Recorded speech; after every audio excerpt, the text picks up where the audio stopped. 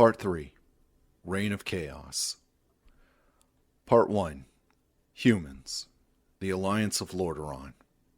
Human history since the end of the Second War. The aftermath of the Second War.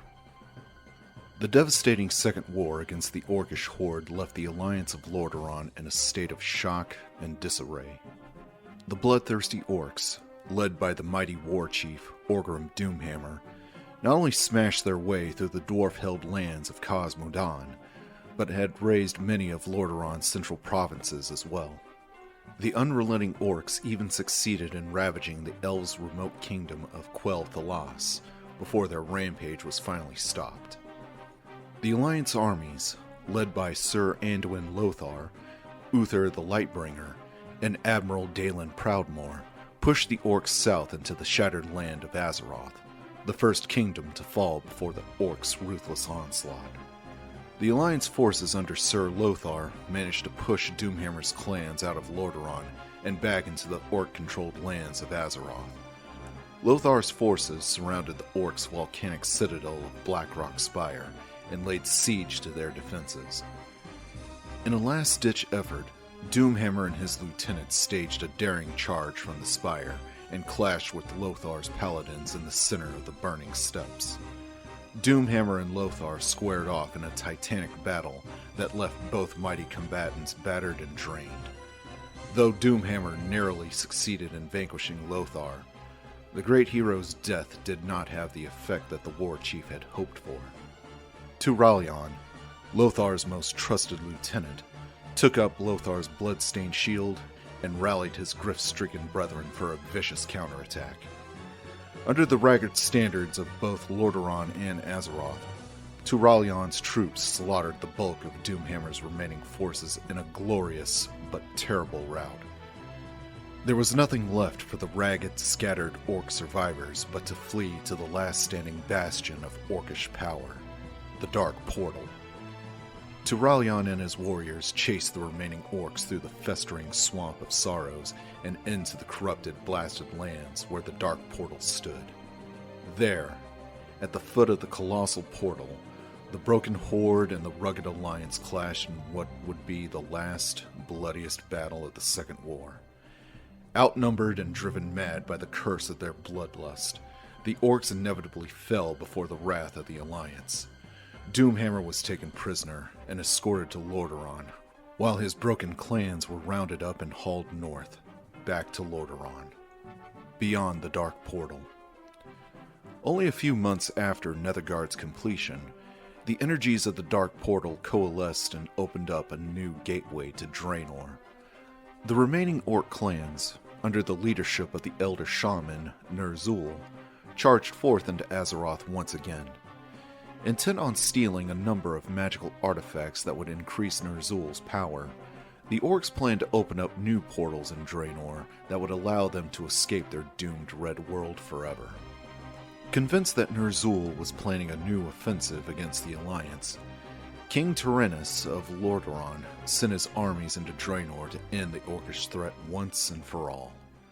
Led by Khadgar and General Turalyon, the Alliance forces clashed with the orcs across the burning landscape. Even with the aid of the elven ranger Illyria, the dwarf Kurdran, and the veteran soldier Deneth, Khadgar was unable to prevent Ner'zhul from opening his portals to other worlds. The tremendous magical storms caused by the portal's converging energies began to tear the ravaged world apart. Ner'zhul, followed only by his most trusted servants, managed to escape through one of the portals as Khadgar fought desperately to return his comrades to Azeroth. Realizing that they would be trapped on the dying world, Khadgar and his companions selflessly decided to destroy the Dark Portal so that Azeroth would not be harmed by Draenor's violent destruction. By all accounts, the heroes were successful in destroying the portal and saving Azeroth. But whether or not they escaped the death throes of Draenor remains to be seen. The Battle of Grim Batol. After the destruction of the Second Dark Portal, the Alliance succeeded in rounding up most of the renegade orc clans still left in Azeroth. The orc internment camps, built shortly after the Second War, were filled to capacity and guarded around the clock. Though the newly arrived Warsong clan had so far escaped the Alliance's wrath, there was only one group, the Dragonmaw clan, that was large enough and strong enough to upset the delicate peace that had settled over Lordaeron. The Dragonmaw clan, led by the insidious warlock Necros, had conquered and held a great portion of northern Khazmodan using dragons and small units of foot soldiers. Necros maintained his hold over the Dragon Queen, Alexstrasza, and her red dragonflight by use of a powerful artifact known as the Demon Soul. Based in the ancient dwarven stronghold of Grim Batol, Necros built up a sizable army and planned to reunite the failing horde. But despite the warlock's power, the intervention of the reckless mage, Ronan, threw Necros' plan awry. Ronan and his companions, aided by dwarven resistance fighters, succeeded in destroying the Demon Soul and freeing Alexstrasza from the Orcs' control. The vengeful Red Dragons incinerated the Dragonmaw clan and effectively put an end to the last bastion of Orcish power in the world. With the death of Necros, the last of the Orcish warlocks, the Orcs left to wallow in the crowded internment camps slipped into a crippling lethargy. Stripped of their will to fight or even die, the Orcs lost all sense of themselves as warriors, and the last traces of the proud culture that had birthed them. The Alliance splinters. In the years following the Horde's defeat, the leaders of the various Alliance nations began to bicker and argue over territorial holdings and decreasing political influence. King Tyrannus of Lordaeron, the patron of the Alliance, began to suspect that the fragile pact that they had forged during their darkest hour would not stand for very long. Tyrannus had convinced the Alliance leaders to lend money and laborers to help rebuild the city of Stormwind that was destroyed during the Orcish occupation of Azeroth. Those taxes, coupled with the high expense of maintaining and operating the numerous Orc internment camps, led many leaders, Gen Greymane of Gilneas in particular, to believe that their kingdoms would be better off seceding from the Alliance. To make matters worse, the brusque High Elves of Silvermoon rescinded their allegiance to the Alliance, stating that the humans' poor leadership led to the burning of their forests during the Second War. Though Tyrannus tactfully reminded the elves that nothing of Quel'Thalas would have remained if not for the hundreds of valiant humans who had given their lives to defend it, the elves stubbornly decided to go their own way. In the wake of the elves' departure, Gilneas and Stormguard pulled stake and seceded as well. Though the Alliance was falling apart, King Tyrannus still had allies he could count on. Both Admiral Proudmoore of Kul Tiras and the young king, Varian Wrynn of Azeroth, remained committed to the Alliance. Also, the Wizards of the Kirin Tor, led by the Archmage Antonidas, pledged Dalaran's steadfast support to Tyrannus' rule. Most pleasingly, perhaps, was the pledge of the mighty dwarven king Magni Bronzebeard, who vowed that the dwarves of the Ironforge would forever owe a debt of honor to the Alliance for liberating Khazmodan from the Horde's control. A new generation. Years passed as tensions abated and a lasting peace settled over Lordaeron.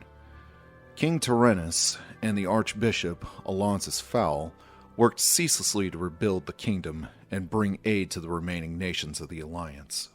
The southern kingdom of Azeroth grew prosperous once again and re-established itself as a military power under King Wren's visionary leadership. Uther the Lightbringer, the supreme commander of the Paladin Order, kept the peace in Lordaeron by settling civil disputes and quelling demi-human uprisings throughout the realm. Admiral Proudmoore, whose mighty fleets patrolled the trade lanes while hunting pirates and marauders, maintained order on the high seas. But it was the exploits of a newer generation of heroes that captured the imagination of the populace. King Tyrannus' only son, Arthas, had grown into a strong, confident young man. The young prince was trained as a warrior by Muradin Bronzebeard, brother to King Magni of Ironforge, and despite his youth, was considered to be one of the finest swordsmen in Lordaeron. At the tender age of 19, Arthas was inducted into the Order of the Silver Hand, under the command of Lord Uther. The kindly Uther, who had been like a brother to King Tyrannus for years, considered the prince more of a favored nephew than a pupil. Though headstrong and somewhat arrogant, none could dispute Arthas's bravery and tenacity. When the troll war bands of Zul-Aman began raiding the settlements along the Quel'Thalassian border, Arthas was quick to hunt down the savages and put an end to their rampage. Yet despite his heroics, the citizens of Lordaeron obsessed over the young prince's personal life. Rumors of a budding romance between Arthas and Lady Jaina Proudmoore had surfaced and set the kingdom ablaze. Jaina was the youngest daughter of Admiral Proudmoore, a childhood friend of Arthas. However, the beautiful yet shy young woman was also the star pupil of the Kirin Tor, the Wizard Council of Dalaran. Tutored by the revered Archmage Antonidas, Jaina was heralded as a prodigy and excelled at magical research and investigation. Despite the rigors of their duties, Arthas and Jaina managed to maintain a close relationship. Given King Tyrannus' age and deteriorating health, the citizenry was pleased to see that their beloved prince would marry and carry on the royal bloodline. Embarrassed by the public attention, Arthas and Jaina kept their affair as private as possible. But Jaina, committed to her studies in Dalaran, knew that their romance could not last. She had studied the ways of magic her whole life, and knew that her true calling was the pursuit of knowledge, not the trappings of the throne room. Much to the frustration of Lordaeron's citizenry, the two lovers reluctantly parted ways and refocused themselves on their duties. The shadows returned. After nearly 13 years of peace, the rumors of war began to circulate once again. The king's agents reported that a young upstart war chief had arisen and rallied the few remaining orc clans into an elite fighting force. The young war chief was intent on tearing down the internment camps and freeing his people from their bondage. The new horde, as it was dubbed, had brazenly attacked the northern city of Stratholme in an attempt to rescue one of its captured warriors. The horde even destroyed Durnhold, the fortress that oversaw the security of the internment camps, and murdered the officers who ran it. King Tyrannus sent Uther and his paladins to quell the war chief's uprising, but the crafty orcs could never be found. The young war chief proved to be something of a tactical genius, and evaded Uther's best efforts to corral his hit-and-run attacks. Amidst the strain of the new orc uprising, King Tyrannus was disturbed to hear ill news on another front. Rumor held that a number of supposed death cults had formed in the northern provinces. The cults attracted the disenfranchised and disheartened citizens of Lordaeron, offering them eternal life on Earth as an alternative to servitude to the king. After many years of peace and quiet, King Tyrannus knew that the troubles were only just beginning for his land. He took some comfort in the fact that Lordaeron had endured every trial that had ever come its way, and that its defenders, both new and old, would see it safely through to a new dawn.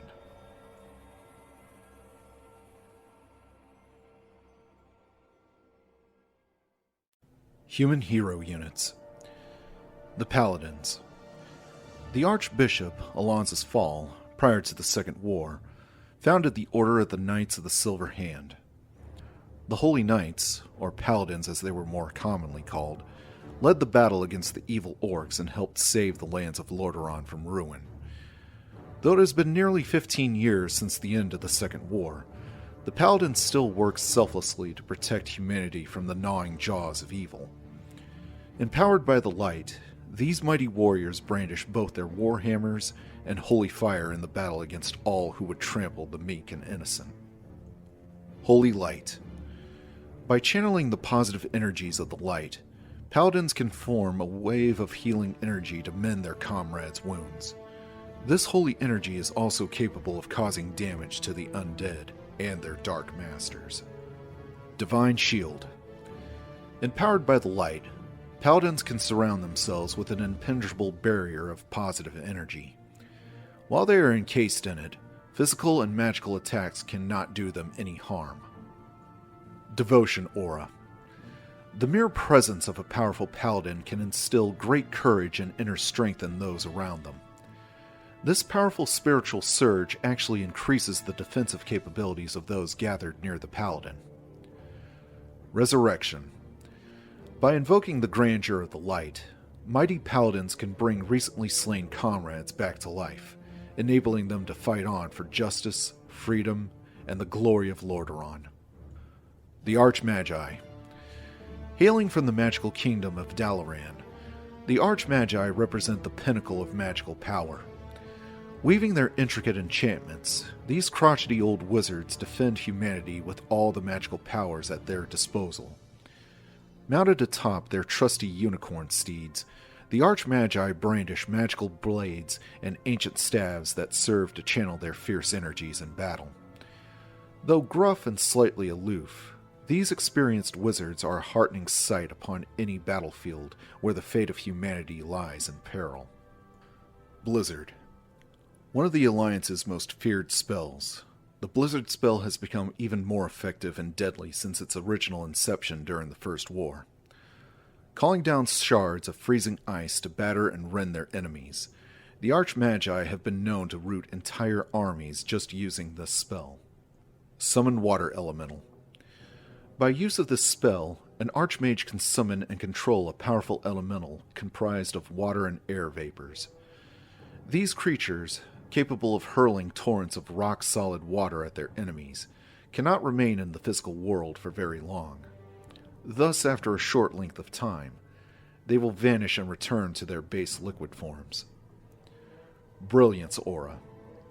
Some Archmagi are so powerful that their very presence enhances the energies of the spellcasters around them. These magical synergies manifest in an aura of brilliance, which increases the younger spellcasters' energy pools so that they may cast spells more often. Mass Teleport.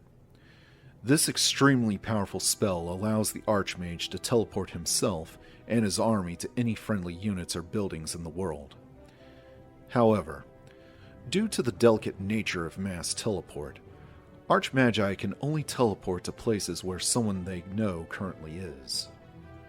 Mountain Kings. The Mountain Kings, or Thanes as they are known in the Ironforge, are the mightiest dwarven warriors of Khaz-Modan. Wielding both enchanted warhammers and battle axes, these fierce fighters live to test themselves against worthy opponents. Unconcerned with their race's preoccupation with mechanical devices and the mining of precious minerals, Mountain Kings live only for battle. Dedicated to safeguarding the alliance that saved their kingdom during the Second War, the Mountain Kings can be counted upon to rally behind any banner that stands between freedom and the ever-looming shadow of evil. Stormbolt. The dwarves of the Airy Peaks often practice hurling hammers for sport or for war, but only the Mountain Kings of the Ironforge can hurl a hammer so hard that it stuns their enemies senseless. Thus, the Stormbolt is one of the most dangerous and powerful attacks of the mighty Mountain Kings. Thunderclap. First used by Mergen Hammerfall to decimate a swath of invading gnolls in the Alterac Mountains, this powerful ability allows the Mountain Kings to slam the ground and cause destructive shockwaves of energy to damage their nearby enemies. Bash. Mountain Kings who learn the bash technique strike with such fury that their normal attacks can often stun and crush an enemy. Avatar. By focusing the energies of the dwarves' newly discovered enchanted heritage, the Mountain Kings can grow in size and strength, and take on the physical characteristics of carved stone. In this form, they are impervious to magical attacks and have greatly increased durability. Common human units. Peasants. The peasants are the hard-working and stout-hearted citizens of Lordaeron. They serve as the backbone of the Alliance by mining the gold and harvesting lumber necessary to build up Lordaeron's military defensive forces. Roused by tales of the orcs' atrocities during the Second War, the peasants have learned to use both pick and axe to defend their communities if threatened. Call to arms. Peasants of the Alliance have the ability to arm themselves at any town hall, so that they can better fight off invading armies. Though the peasants are capable of saving their towns from surprise attacks, they are always glad to give up their weapons and go back to their regular duties. Footmen. The vast ranks of the Alliance armies have been replenished since the devastating battles of the Second War. Trained in the arts of swordsmanship, the stoic footmen of the Alliance serve as Lordaeron's first line of defense. Armed with broadswords and heavy kite shields, footmen are capable of breaking any enemy charge. Defend. By placing their shields at a precise angle and bearing down against oncoming opponents, footmen can deflect incoming fire from enemy-piercing attackers. Though this tactic does slow the footman's movement, it is an invaluable skill when employed against piercing attackers. Knights. Though the hardy Knights of Azeroth were destroyed during the First War, the Shining Lights of Lordaeron still continue to serve amongst the warriors of the Alliance. Wading into combat astride their noble war horses, the Knights are renowned for cutting bloody swaths through enemy ranks. The Knight's speed and mobility mark them as some of the most versatile warriors in the Alliance. Priests. Despite the High Elves' official departure from the Alliance, some elves still remain true to their former human and dwarven allies. The altruistic priests of Quell Thalas refuse to abandon their roles as healers and agree to remain in Lordaeron despite the edicts from their reclusive masters in Silvermoon. The High Elven priests use their light-given powers to heal the wounded and bolster the spirits of Lordaeron's fighting elite. Inner Fire. The mages of Dalaran discovered a way to bring out the potential of the warrior's fighting spirit and essentially wreathe themselves in their own spiritual energies. This has the overall effect of making the Alliance warriors more resistant to damage and to better able deal damage in turn. Dispel Magic. Many wars have been turned by this simple spell that allows priests to counter the spells of some of the most accomplished wizards. While not necessarily flashy, this spell's effects should never be underestimated. Heal. The positive energies of the light can be channeled to create a healing energy wave. This technique, developed first by the High Elves and later taught to humans, has remained relatively unchanged since its original discovery. Sorceresses. As with the Elven priests, the Elven sorceresses who remained in Lordaeron paid little heed to their race's departure from the Alliance. These female magic users, serving as agents to the Kirin Tor of Dalaran, use their arcane powers to aid the Alliance in times of peril. Although their powers are not always used directly in combat, the sorceresses are able to aid their comrades with a wide array of specialized conjurings and magical effects. Slow. The Kirin Tor has developed a technique that envelops a person in a field that reduces kinetic energy. This spell actually pulls the energy directly from the creature trying to move and attack, and channels it into the ground, causing said creature to have reduced attack and movement speeds. Invisibility. This form of illusion has come back into widespread use since the days of the Second War. It creates a magical field around a person that does not impede the passing of light. Thus, normal people simply see directly through the invisible person. However, any attempts to attack or cast spells while invisible will cause the invisibility to dissipate. Polymorph. Long ago, this spell was considered to be the ultimate insult to the enemy. It has the ability to turn any enemy into a mere sheep for a limited duration of time. Water Elementals. One of the Archmage's greatest powers is his ability to summon mighty water elementals to aid his comrades in combat. These mindless, hulking forms of water can take massive punishment from enemy units while delivering tremendous blows in return. Water elementals were a favorite tool of the conjurers of Azeroth during the First War, and now the enchanted creatures have come to the aid of the Defenders of Freedom once again. Dwarven Mortar Teams. Armed with their innovative exploding shells, the stalwart mortar teams of the Ironforge are capable of blasting apart enemy ranks from long range. These fearless dwarves are masters of explosive devices and relish in pounding fortified enemy encampments to dust. Flare. The flare is a chemically charged shell that, when fired by a dwarven mortar team, can reveal areas and enemies that are difficult to see or otherwise cloaked by invisibility or shadow meld. Dwarven Riflemen. The brave dwarven riflemen have faithfully protected their mountain kingdom of Khaz Modan ever since the Battle of Grim Batal.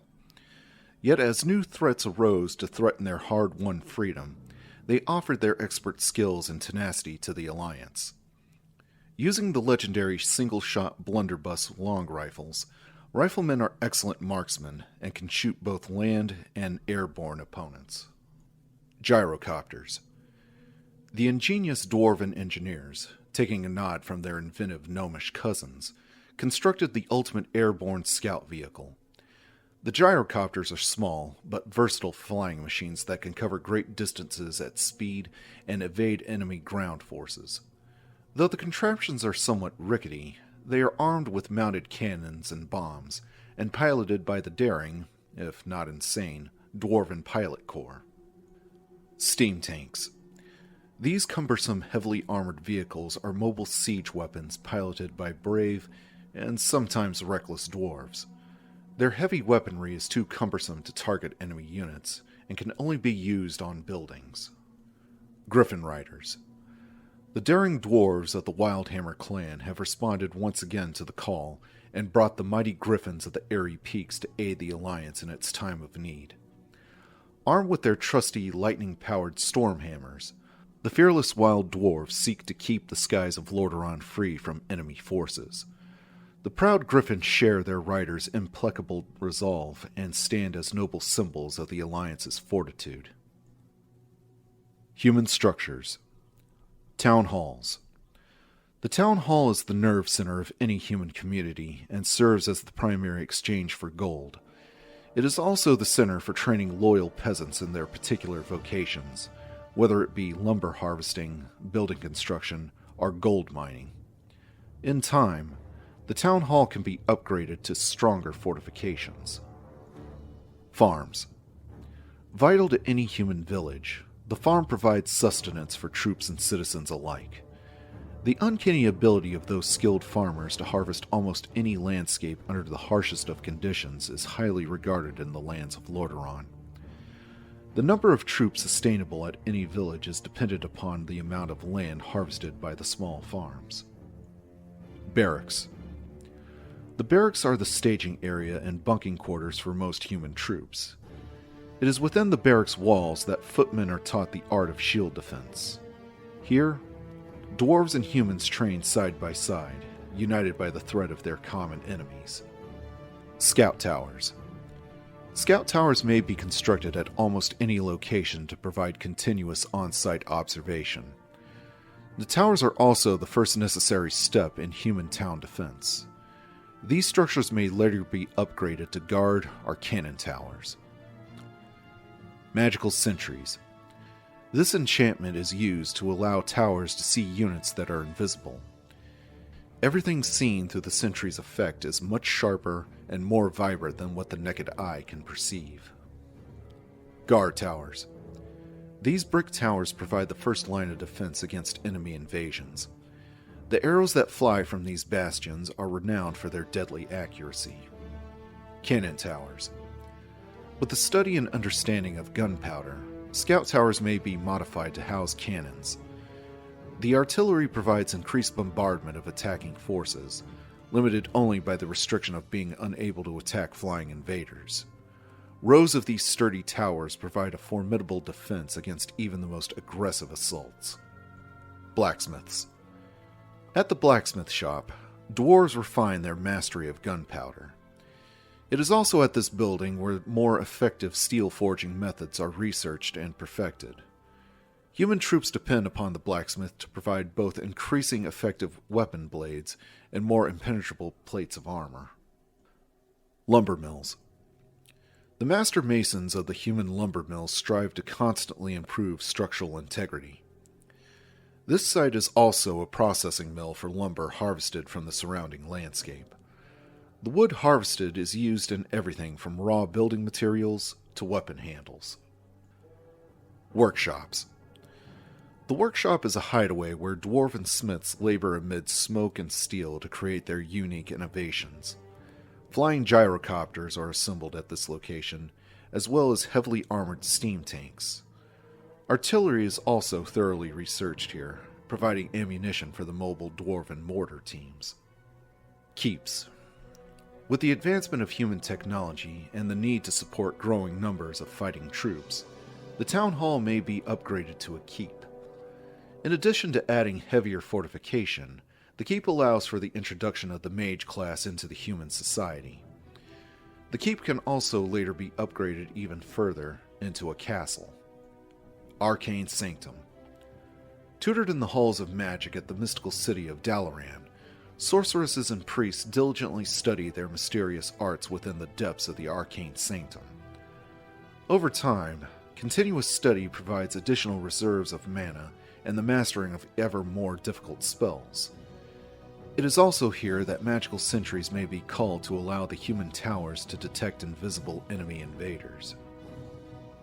Altar of Kings. Made from materials provided by the Kirin Tor, the Altar of Kings acts as a harness for the derelict life forces of fallen human champions. It is only at this site, once erected, that heroes may be resurrected to do battle once again. The specifics of this building's magical properties are among the most guarded secrets in all of the human realms. Castles. Castles represent the pinnacle of advanced human civilization. With this advancement comes the ability to support stables for housing the war steeds of the heroic knights. This progression also allows for the building of griffin aviaries. Griffin aviaries. The greatest achievement to come from the alliance of dwarves and humans is quite possibly the taming and training of the mighty noble griffins. Following years of failed attempts, dwarven riders finally succeeded in gaining the trust of the aloof griffins. Together with the humans, dwarven riders gave the griffins the greatest of care, providing lodgings that would most closely resemble the griffins' eyries among Lordaeron's airy peaks.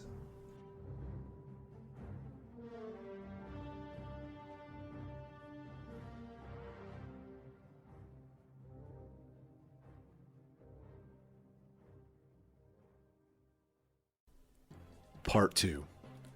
The Orcish Horde. Orcish history since the end of the Second War. Gul'dan and the Betrayal. During the final days of the Second War, as the Horde's victory over the Alliance seemed almost assured, a terrible feud erupted between the two most powerful orcs on Azeroth.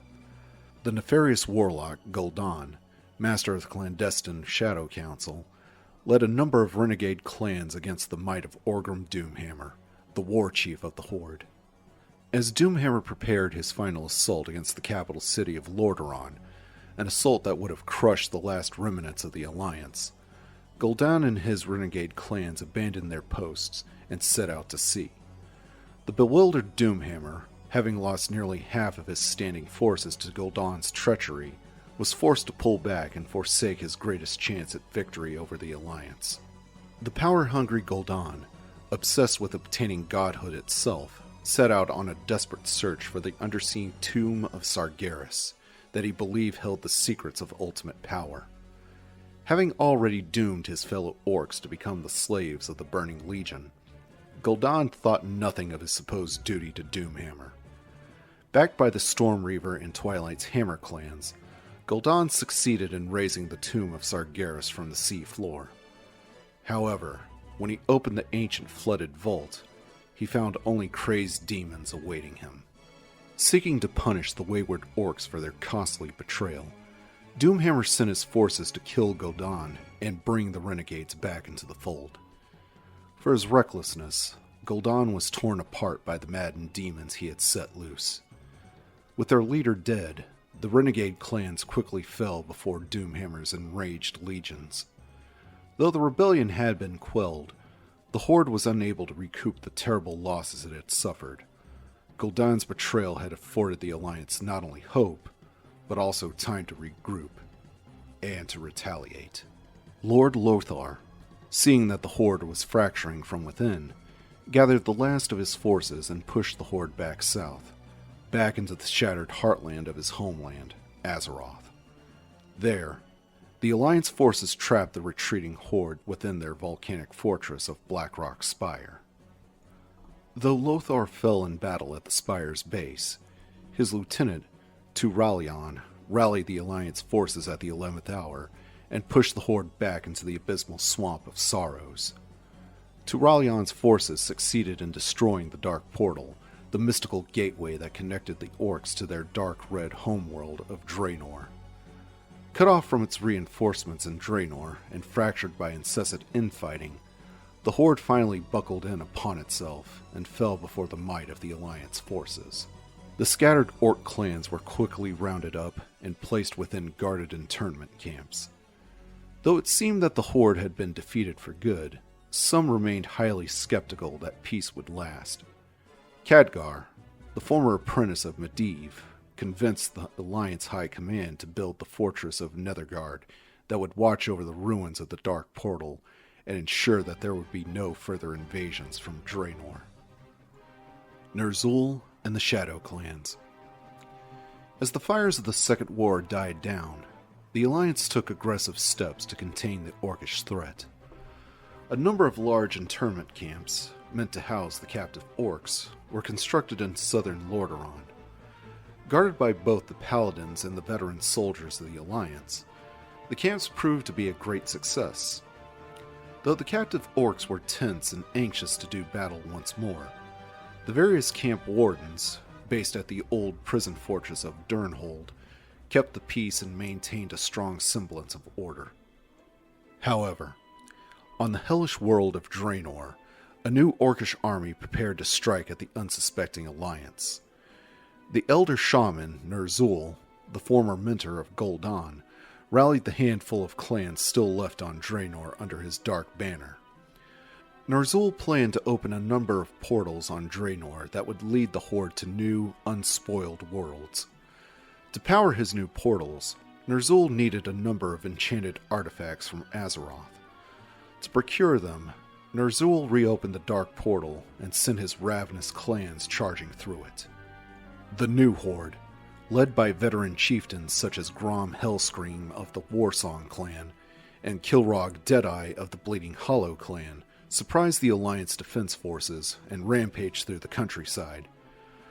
Under the surgical command of Ner'zhul, the orcs quickly rounded up the artifacts that they needed and fled back to the safety of Draenor. King Tyrannus of Lordaeron, convinced that the orcs were preparing a new invasion of Azeroth, assembled his most trusted lieutenants. He ordered General Turalyon and the mage Khadgar to lead an expedition through the Dark Portal to put an end to the orcish threat once and for all. Turalyon and Khadgar's forces marched into Draenor and repeatedly clashed with Ner'zhul's clans upon the ravaged Hellfire Peninsula. Though neither side gained ground, it was clear that Ner'zhul would not be stopped from completing his nefarious plans. While Ner'zhul succeeded in opening his portals to other worlds, he did not foresee the terrible price he would pay.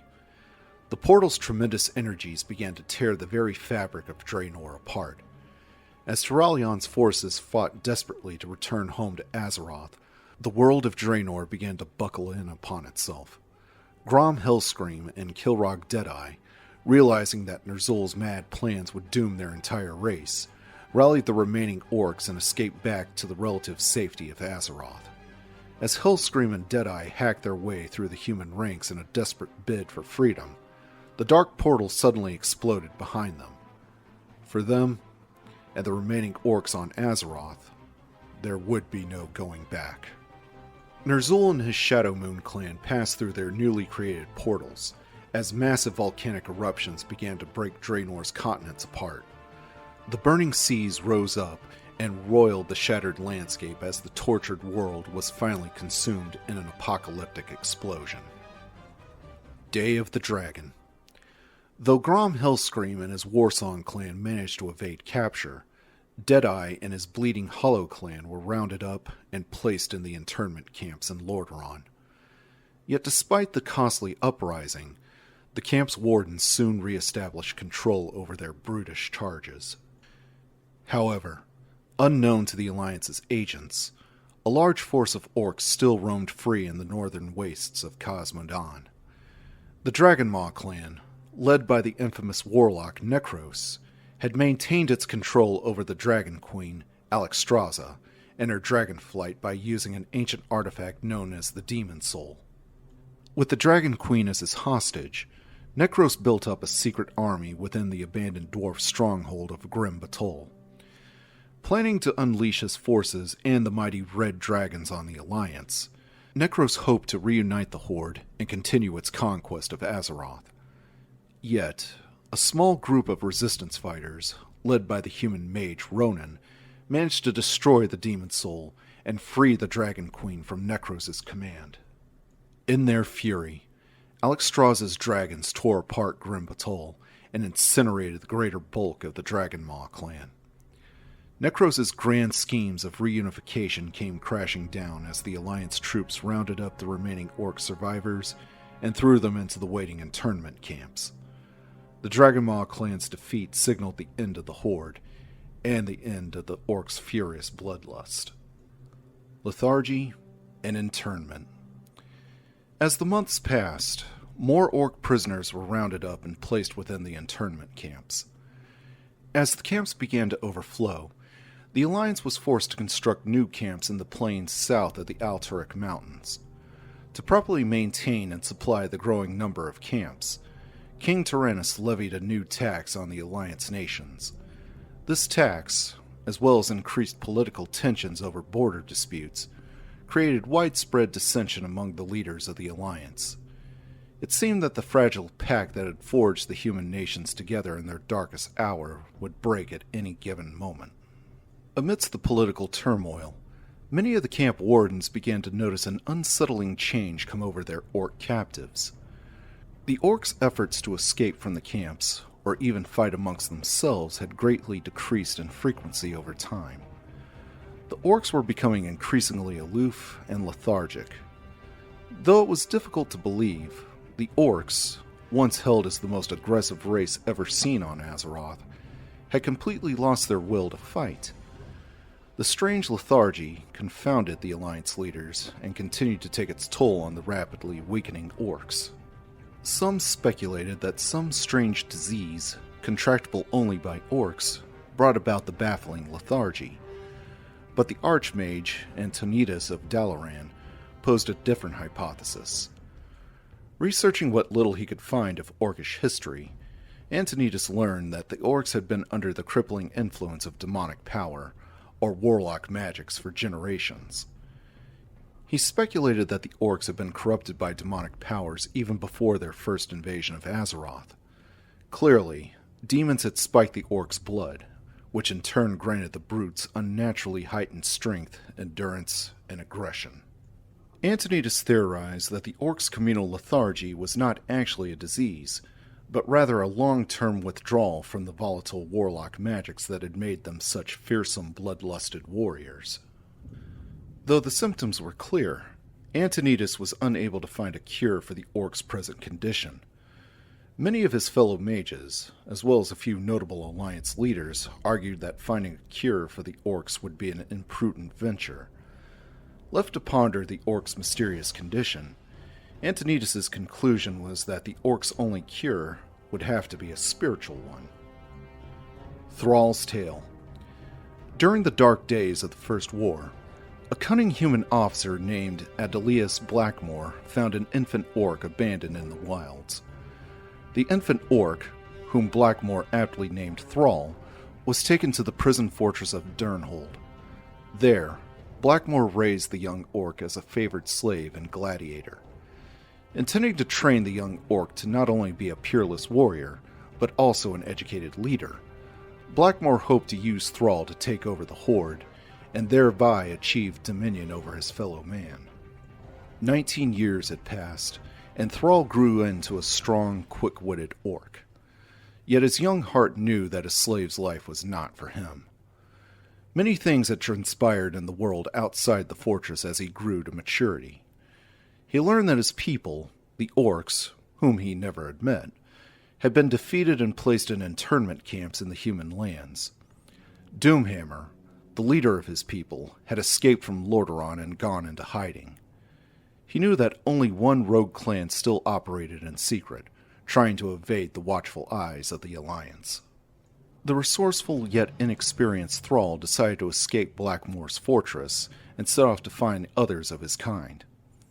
During his journeys, Thrall visited the internment camps and found his once mighty race to be strangely cowed and lethargic.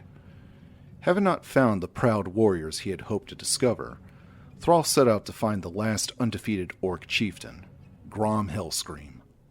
Despite being constantly hunted by the humans, Hellscream still held on to the Horde's unquenchable will to fight.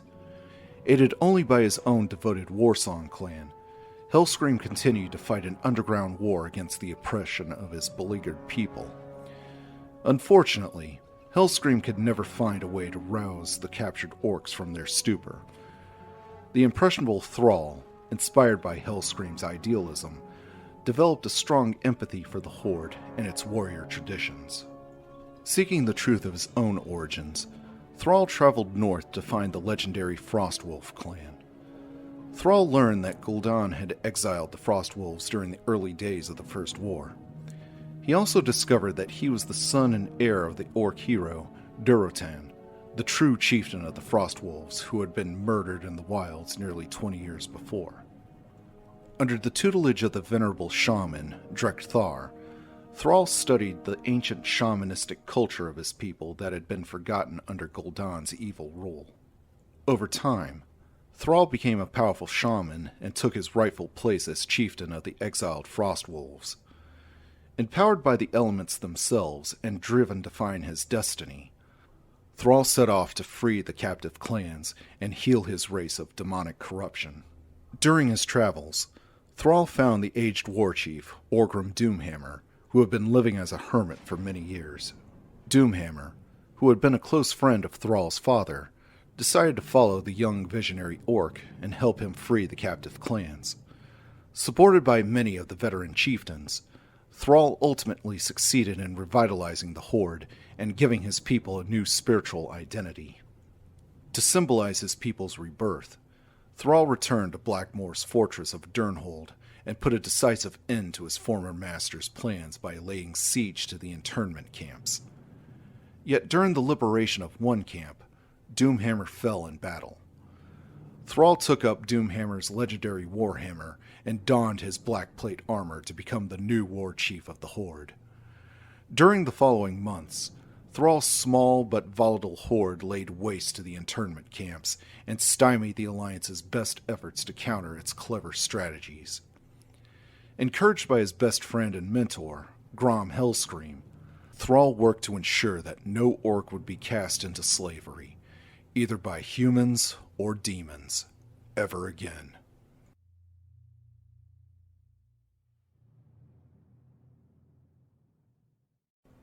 Orc Hero Units. Blade Masters. Though their numbers are few, the seasoned Blade Masters represent an elite fighting force within the Horde.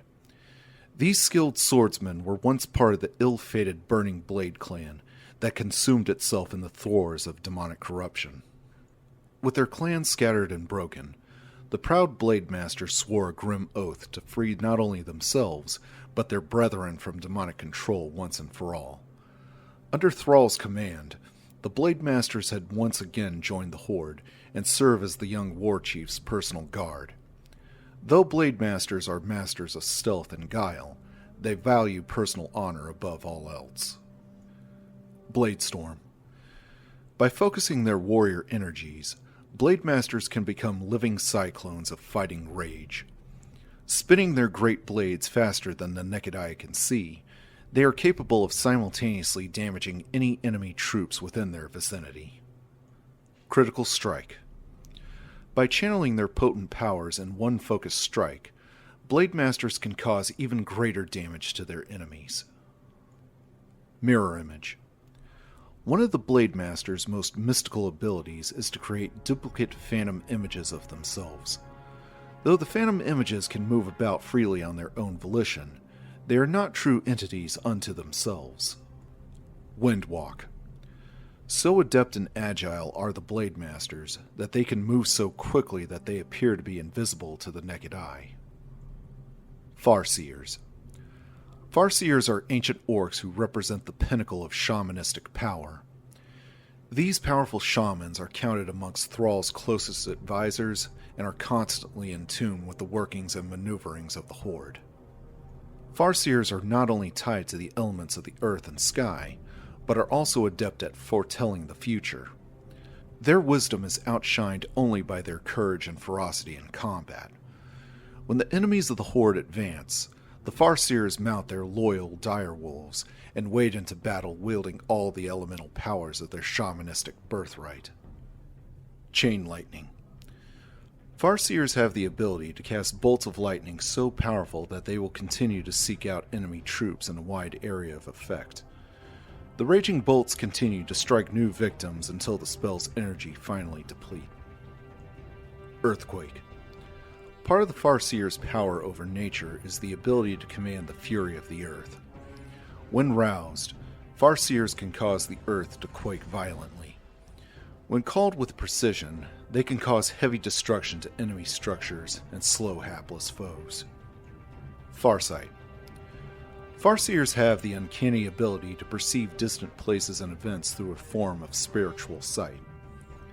This ability allows them to anticipate enemy movements and maintain the element of surprise for the Horde's fighting forces.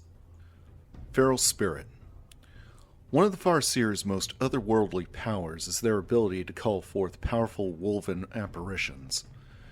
As the Farseer gains experience, more powerful wolves may be summoned to his side.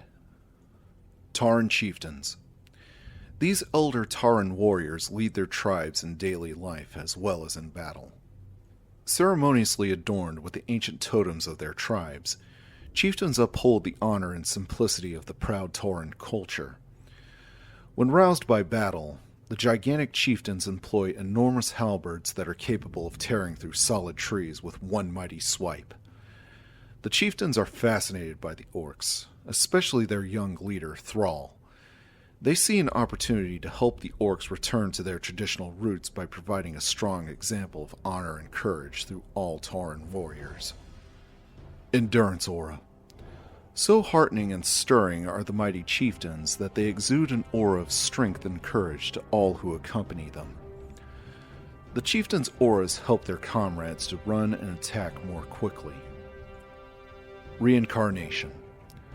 The Tauren chieftains hold such sacred bonds with their Earth Mother that they can actually be reincarnated after they die in combat. Though this ability is very rare, it makes the wise, benevolent chieftains a dangerous foe to threaten. Shockwave. The mighty chieftains can swing their totems so hard that their impacts create powerful linear shockwaves that can damage any enemies bold enough to stand before them. Warstomp. The Tauren's massive totem can impact the ground with such force that every enemy within a wide radius of the chieftain is damaged and stunned for a short period of time. Common Orc Units. Peons. The label of peon denotes the lowest station among those in the Orcish horde. Inferior in all skills of import, these dredges are relegated to menial tasks such as harvesting lumber and mining gold. Their labor is also required for the construction and maintenance of buildings necessary to support the vast undertakings of the Horde. Downtrodden, but exceedingly loyal, the Orc peons toil endlessly to provide for the greater Horde. Repair. Peons can repair ruined or damaged Orc structures through the use of this valuable skill. Pillage. Whenever peons attack enemy structures, they can use this ability to gain resources to support more troops and build additional structures. Grunts. Grunts are the first and last line of the Horde's defense. These powerful fighters arm themselves with mighty battle axes and display all of the savagery and cunning of their race. In past generations, grunts were characterized by their depravity and brutality. But now, under the visionary leadership of Thrall, they more closely resemble their savage, yet noble warrior ancestors. Troll Headhunters.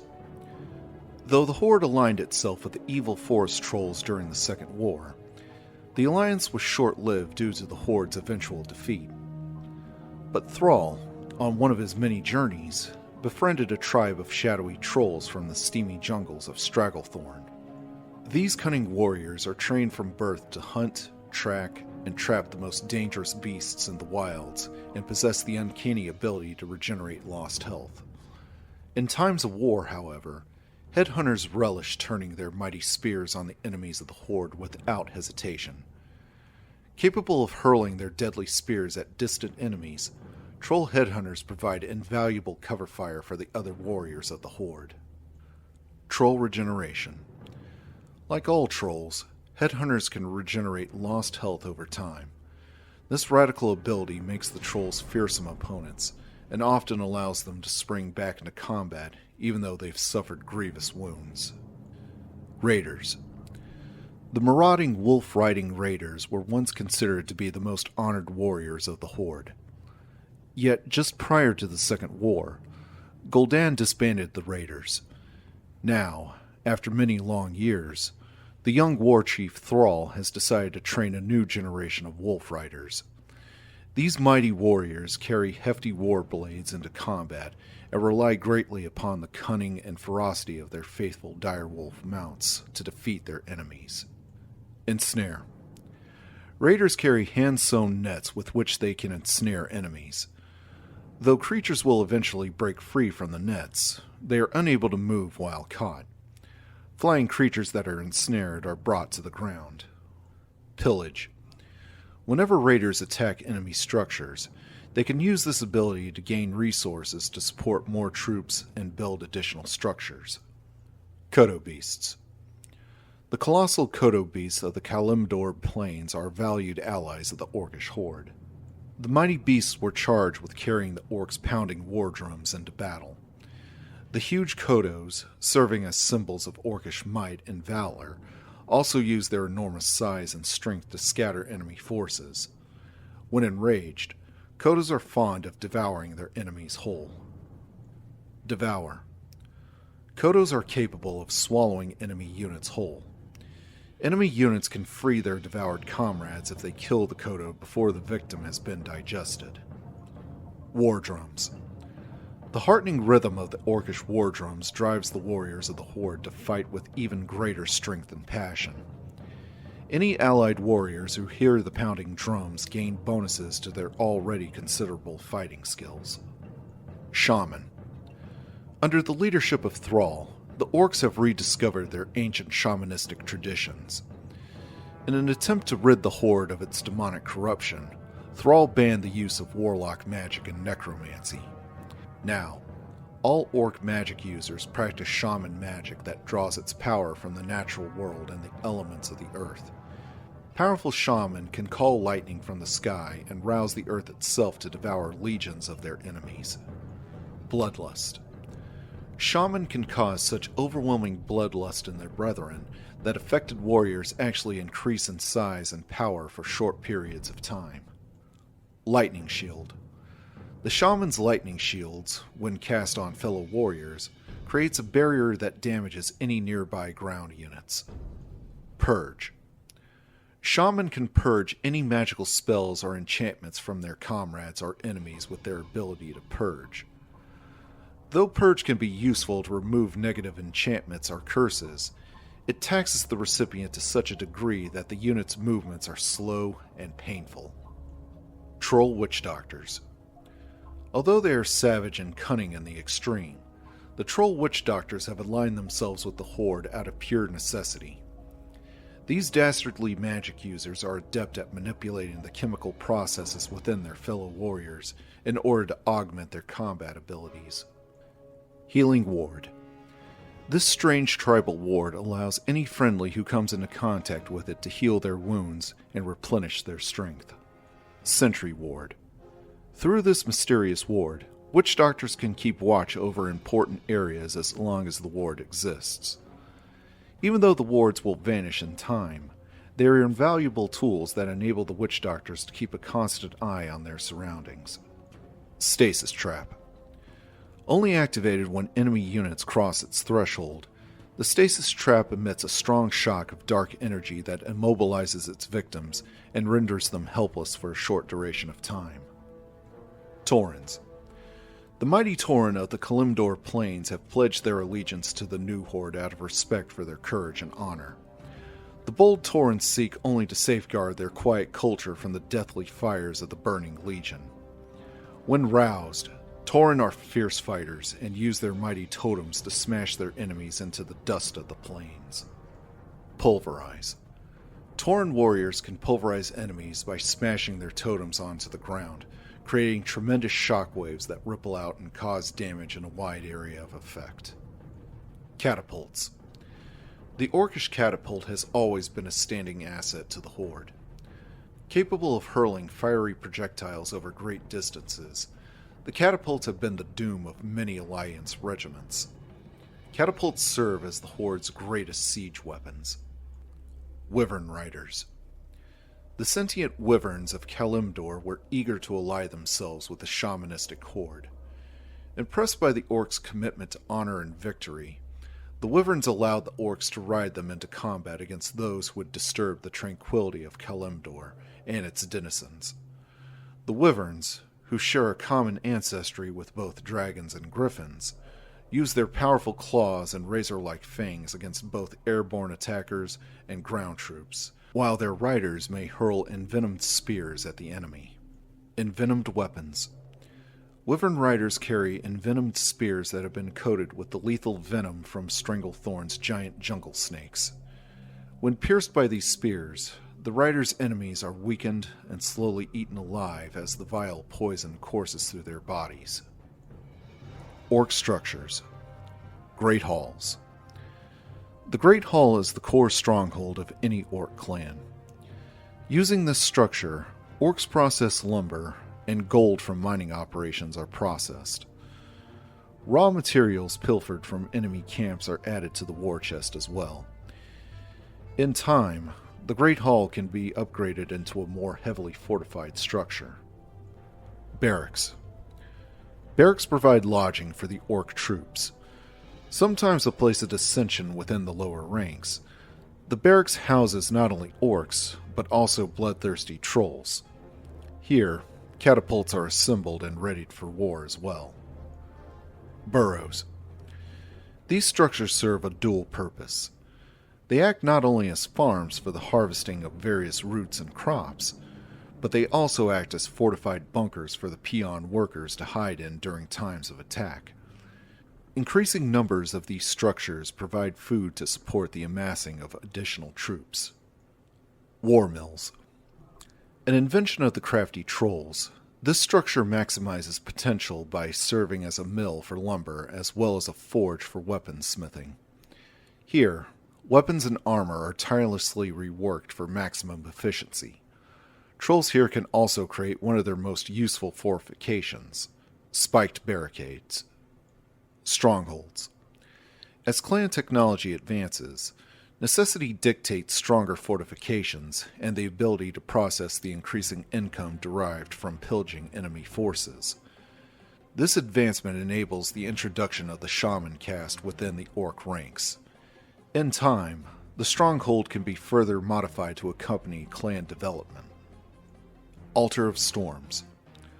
Once used to channel the demonic energies of the Burning Legion, these altars have been retooled by troll masons. Using the rediscovered elemental abilities of the shamans, these altars serve as a kind of gate to revive fallen warriors. When a hero dies, his spirit can be recalled at these altars to continue service for the Horde. Bestiary. Using their kinship with the creatures of the wild, shamans and wyverns have struck a beneficial alliance. The deadly wyverns attack units both on land and in the air with equal efficiency. Raiders and giant Kodo beasts, who have been recruited into the ranks of the Horde through shamanistic influence, are trained at this facility. Spirit Lodge. The Spirit Lodge is a place of quiet contemplation where the shamans and the troll witch doctors meditate and refine their mastery of arcane magic. Having abandoned their practice of necromancy, magic users within the Horde had found different ways to combat their enemies. Witch doctors manipulate chemicals within the body and in the environment, while the shamans command the forces of nature. Fortresses. Once orc technology reaches its zenith, the construction of the fortress may begin. Far more formidable than even the stronghold, the fortress provides a siege-resistant command base. With the addition of spiked barricades, a fortress may daunt even the most hostile foe. Watchtowers. The Horde's mighty watchtowers serve as the last line of defense for most orc towns. These sturdy structures were created to not only stand guard over various orc holdings, but to detect and identify invisible or magically cloaked enemies as well. Tauren totems. The proud, noble Tauren, having aligned with the orcish horde, reside here and hone their abilities through contact with their spirit totems. This structure allows the mighty Tauren to make use of the pulverize ability, a technique that damages enemy forces and adds a unique tool to the Tauren's already wide-ranging arsenal.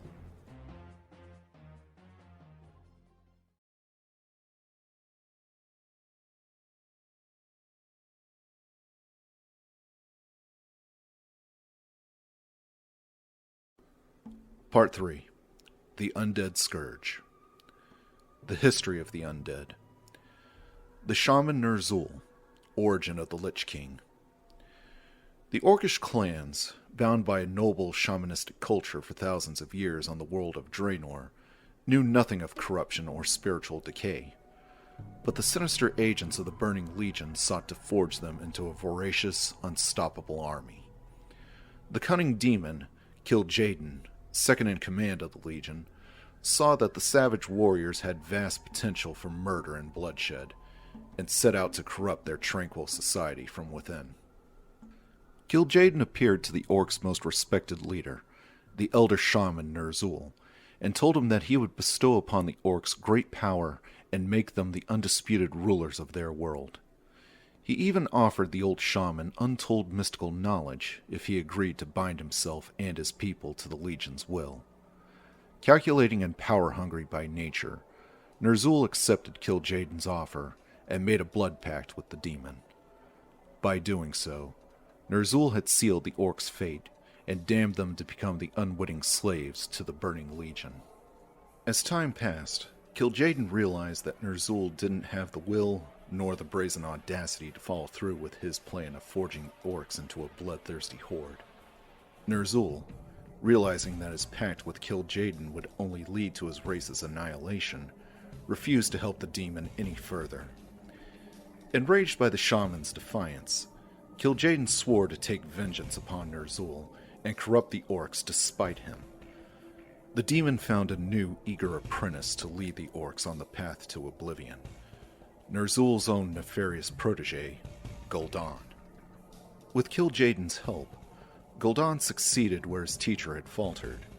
The evil, power-hungry orc not only abolished the ancient practice of shamanism, which he replaced with the shady demonic warlock magics, but united the orc clans into the volatile horde that Kil'jaeden had envisioned. Ner'zhul, powerless to stop his former apprentice, could only watch as Gul'dan masterfully transformed the orcs into mindless agents of destruction. Years passed as Ner'zhul brooded silently upon the red world of Draenor. He watched as his people staged the first invasion of Azeroth. He heard the tales of the orcs' second war against the alliance of Lordaeron, and he bore witness to the treachery and corruption that seemed to be destroying his people from within. Despite Gul'dan's masterminding the Horde's dark destiny, Ner'zhul knew that he himself was responsible for setting it all in motion. Shortly after the end of the Second War, the news of the Horde's defeat reached the orcs who had remained in Draenor. Ner'zhul, knowing that the Horde had failed its mission to conquer Azeroth, feared that Kil'jaeden and the Legion would take dire action against the remaining orcs. To escape Kil'jaeden's imminent wrath, Ner'zhul opened a number of mystical portals that led to new, unspoiled worlds. The old shaman rallied the remaining orc clans and planned to lead them through one of the portals and into a new directed destiny. But before he could execute his plan, Ner'zhul was forced to deal with an Alliance expeditionary force sent to Draenor to destroy the orcs forever.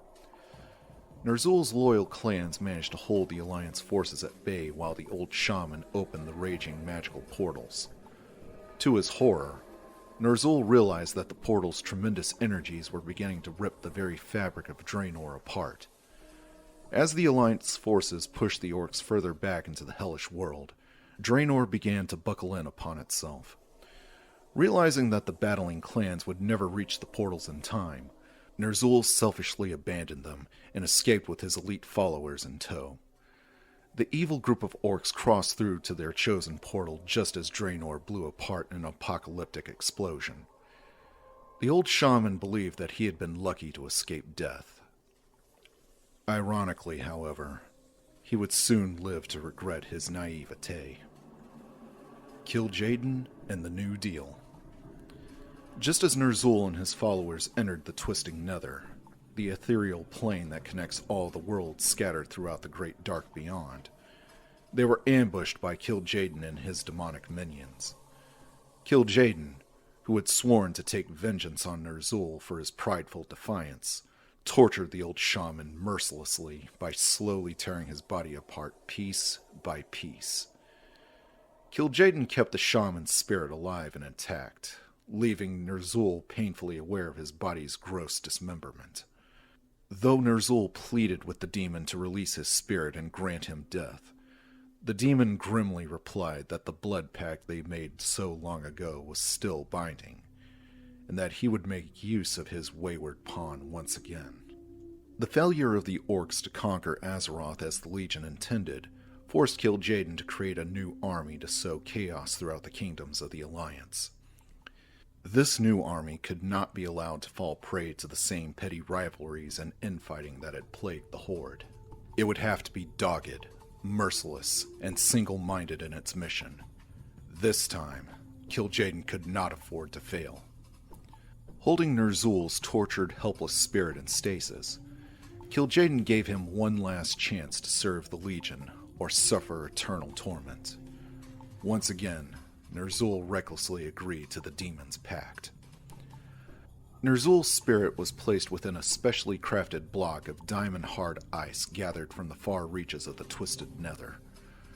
Encased within the frozen cask, Ner'zhul felt his consciousness expand 10,000-fold. Warped by the demon's chaotic powers, Ner'zhul became a spectral being of unfathomable power. At that moment, the orc known as Ner'zhul was shattered forever, and the Lich King was born. Ner'zhul's loyal Death Knights and Warlock followers were also transformed by the demon's chaotic energies. The wicked spellcasters were ripped apart and remade as skeletal liches. The demons had ensured that even in death, Ner'zhul's followers would serve him unquestioningly. When the time was right, Kil'jaeden patiently explained the mission for which he had created the Lich King. Ner'zhul was to spread a plague of death and terror across Azeroth that would snuff out human civilization forever.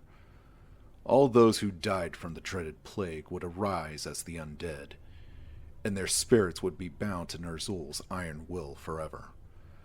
Kil'jaeden promised that if Ner'zhul accomplished his dark mission of scourging humanity from the world, he would be freed from his curse and granted a new healthy body to inhabit.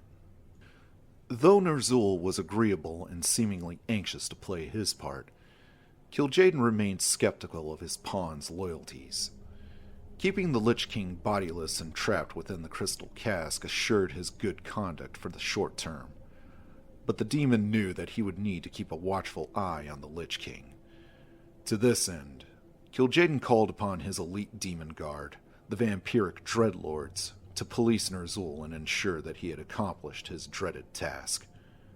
Tichondrius, the most powerful and cunning of the Dreadlords, warmed to the challenge, fascinated by the plague's severity and the Lich King's unbridled potential for genocide. Icecrown and the Frozen Throne. Kil'jaeden cast Ner'zhul's icy cask back into the world of Azeroth. The hardened crystal streaked across the night sky and smashed into the desolate Arctic continent of Northrend, burying itself within the deep shadowed hollows of the ice-crowned glacier. The frozen crystal, warped and scarred by its violent descent, came to resemble a throne, and Ner'zhul's vengeful spirit stirred within it. From the confines of the frozen throne, Ner'zhul began to reach out his vast consciousness and touch the minds of Northrend's native inhabitants. With surprising ease, he enslaved the minds of many indigenous creatures, such as the ice trolls and the fierce Wendigo, and drew their evil brethren into his growing shadow. He found that his psychic powers were almost limitless, and used them to create a small army that he housed within Icecrown's twisting labyrinths. As the Lich King mastered his growing powers under the Dreadlord's persistent vigil, he discovered a remote human settlement on the fringe of the vast Dragonblight. Ner'zhul decided to test his powers and his dread plague on the unsuspecting humans. Ner'zhul sent the plague of undeath, which had originated from deep within the frozen throne, out into the Arctic wasteland. Controlling the plague with his will alone, he drove it straight into the human village. Within 3 days, every human soul in the settlement was dead. Yet in a surprisingly short amount of time, the dead villagers began to rise as zombified corpses. Ner'zhul could feel their individual spirits and thoughts as if they were his own. The raging cacophony in his mind caused Ner'zhul to grow even more powerful, as if their spirits provided him with much-needed nourishment. He found it was child's play to control the zombies' actions and steer them towards whatever he wished. Over the following months, Ner'zhul continued to experiment with his plague of undeath by subjugating every human inhabitant on Northrend. With his army of undead growing daily, he knew that the time for his true test was nearing. The War of the Spider. For 10 long years, Ner'zhul built up his power base in Northrend. A great citadel was erected above Icecrown and manned by growing legions of the undead. Yet, as the Lich King extended his influence over the land, a lone shadowy empire stood against his power. The ancient subterranean kingdom of Azjol-Nerub, which had been founded by a race of sinister humanoid spiders, sent their elite warrior guard to attack Icecrown and end the Lich King's mad bid for dominance. Much to his frustration, Ner'zhul found that the evil Nerubians were immune to not only the plague, but to his telepathic dominion as well. The Nerubian Spider Lords commanded vast forces and had an underground network that stretched nearly half the breadth of Northrend. Their hit-and-run tactics on the Lich King's strongholds stymied his efforts to root them out time after time. Ultimately, Ner'zhul's war against the Nerubians was won by attrition. With the aid of the furious Dreadlords and his innumerable undead warriors, the Lich King invaded Azjol-Nerub and brought its subterranean temples crashing down upon the Spider Lords' heads. Though the Nerubians were immune to his plague, Ner'zhul's growing necromantic powers allowed him to raise the Spider Warriors' corpses and bend them to his will. As a testament to their tenacity and fearlessness, Ner'zhul adopted the Nerubians' distinctive architectural style for his own fortresses and structures. Left to rule his kingdom unopposed, the Lich King began preparing for his true mission in the world. Reaching out into the human lands with his vast consciousness, the Lich King called out to any dark soul that would listen. Kel'Thuzad and the Cult of the Damned. There were a handful of powerful individuals scattered across the world who heard the Lich King's mental summons. The most notable of them was the Archmage Kel'Thuzad of the magical nation of Dalaran. Kel'Thuzad, one of the senior members of the Kirin Tor, Dalaran's ruling council, had been considered a maverick for years due to his insistence on studying the forbidden arts of necromancy. Driven to learn all he could of the magical world and its shadowy wonders, he was frustrated by what he saw as his peers' outmoded and unimaginative precepts. Upon hearing the powerful summons from Northrend, the Archmage bent all his considerable will to communing with the mysterious voice. Convinced that the Kirin Tor was too squeamish to seize the power and knowledge inherent in the dark arts, he vowed to learn what he could from the immensely powerful Lich King. Forsaking his fortune and prestigious political standing, Kel'Thuzad abandoned the ways of the Kirin Tor and left Dalaran forever. Prodded by the Lich King's persistent voice in his mind, he sold his vast holdings and stored away his fortunes. Traveling alone over many leagues of both land and sea, he finally reached the frozen shores of Northrend.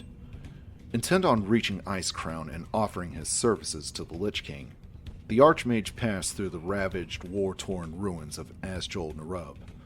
Kel'Thuzad saw firsthand the scope and ferocity of Ner'zhul's power. He began to believe that allying himself with the mysterious Lich King would not only be wise, but potentially fruitful. After long months of trekking through the harsh Arctic wastelands, Kel'Thuzad finally reached the dark glacier of Icecrown. He boldly approached Ner'zhul's dark citadel and was shocked when the silent undead guardsmen let him pass through as if he were expected. Kel'Thuzad descended deep into the cold earth and found his way down to the bottom of the glacier. There, in the endless cavern of ice and shadows, he prostrated himself before the frozen throne and offered his soul to the Dark Lord of the Dead. The Lich King was pleased with his latest conscript. He promised Kel'Thuzad immortality and great power in exchange for his loyalty and obedience. Kel'Thuzad, eager for dark knowledge and power, accepted his first great mission, to go into the world of men and found a new religion that would worship the Lich King as a god. To assist the Archmage in accomplishing his mission, Ner'zhul left Kel'Thuzad's humanity intact. The aged, yet still charismatic wizard was charged with using his powers of illusion and persuasion to lull the downtrodden, disenfranchised masses of Lordaeron into a confidence. Once he had their attention, he would offer them a new vision of what society could be, and a new figurehead to call their king. Kel'Thuzad returned to Lordaeron in disguise, and over the span of 3 years, he used his fortune and intellect to gather a clandestine brotherhood of like-minded men and women. The brotherhood, which he called the Cult of the Damned, promised its acolytes social equity and eternal life on Azeroth in exchange for their service and obedience to Ner'zhul. As the months passed, Kel'Thuzad found many eager volunteers for his new cult amongst the tired, overburdened laborers of Lordaeron. Surprisingly, Kel'Thuzad's goal to pervert the citizens' fate in the holy light towards the belief in Ner'zhul's dark shadow was easily attained. As the Cult of the Damned grew in size and influence, Kel'Thuzad makes sure to keep its workings secret from the authorities of Lordaeron at every turn. The forming of the Scourge. With Kel'Thuzad's success in Lordaeron, the Lich King made the final preparations for his assault against human civilization. Placing his plague energies into a number of portable artifacts called plague cauldrons, Ner'zhul ordered Kel'Thuzad to transport the cauldrons to Lordaeron, where they would be hidden within various cult-controlled villages. The cauldrons, protected by the loyal cultists, would then act as plague generators, sending the plague seeping out across the unsuspecting farmlands and cities of northern Lordaeron. The Lich King's plan worked perfectly. Many of Lordaeron's northern villages were contaminated almost immediately. Just as in Northrend, the citizens who contracted the plague died and arose as the Lich King's willing slaves. The cultists under Kel'Thuzad were eager to die and be raised again in their Dark Lord's service. They exulted in the prospect of immortality through undeath. As the plague spread, more and more feral zombies arose in the Northlands. Kel'Thuzad looked upon the Lich King's growing army and renamed it the Scourge, for soon it would march upon the gates of Lordaeron and scour humanity from the face of the world. An heir apparent. Though the Dreadlords were pleased that Ner'zhul's true mission had finally begun, the Lich King himself brooded within the tight, shadowy confines of the Frozen Throne. Despite his vast psychic powers and his complete dominion over the undead, he longed to be free of his icy prison. He knew that Kil'jaeden would never release him from his curse, and, due to his great power, he knew that the demons would destroy him as soon as his mission was completed. Still, he had one chance for freedom, one chance to escape his terrible curse. If he could find a suitable host, some hapless dupe who was torn between darkness and light, he could possess that body and escape the confines of the Frozen Throne forever. Thus, the Lich King sent out his vast consciousness once again and sought out the perfect host.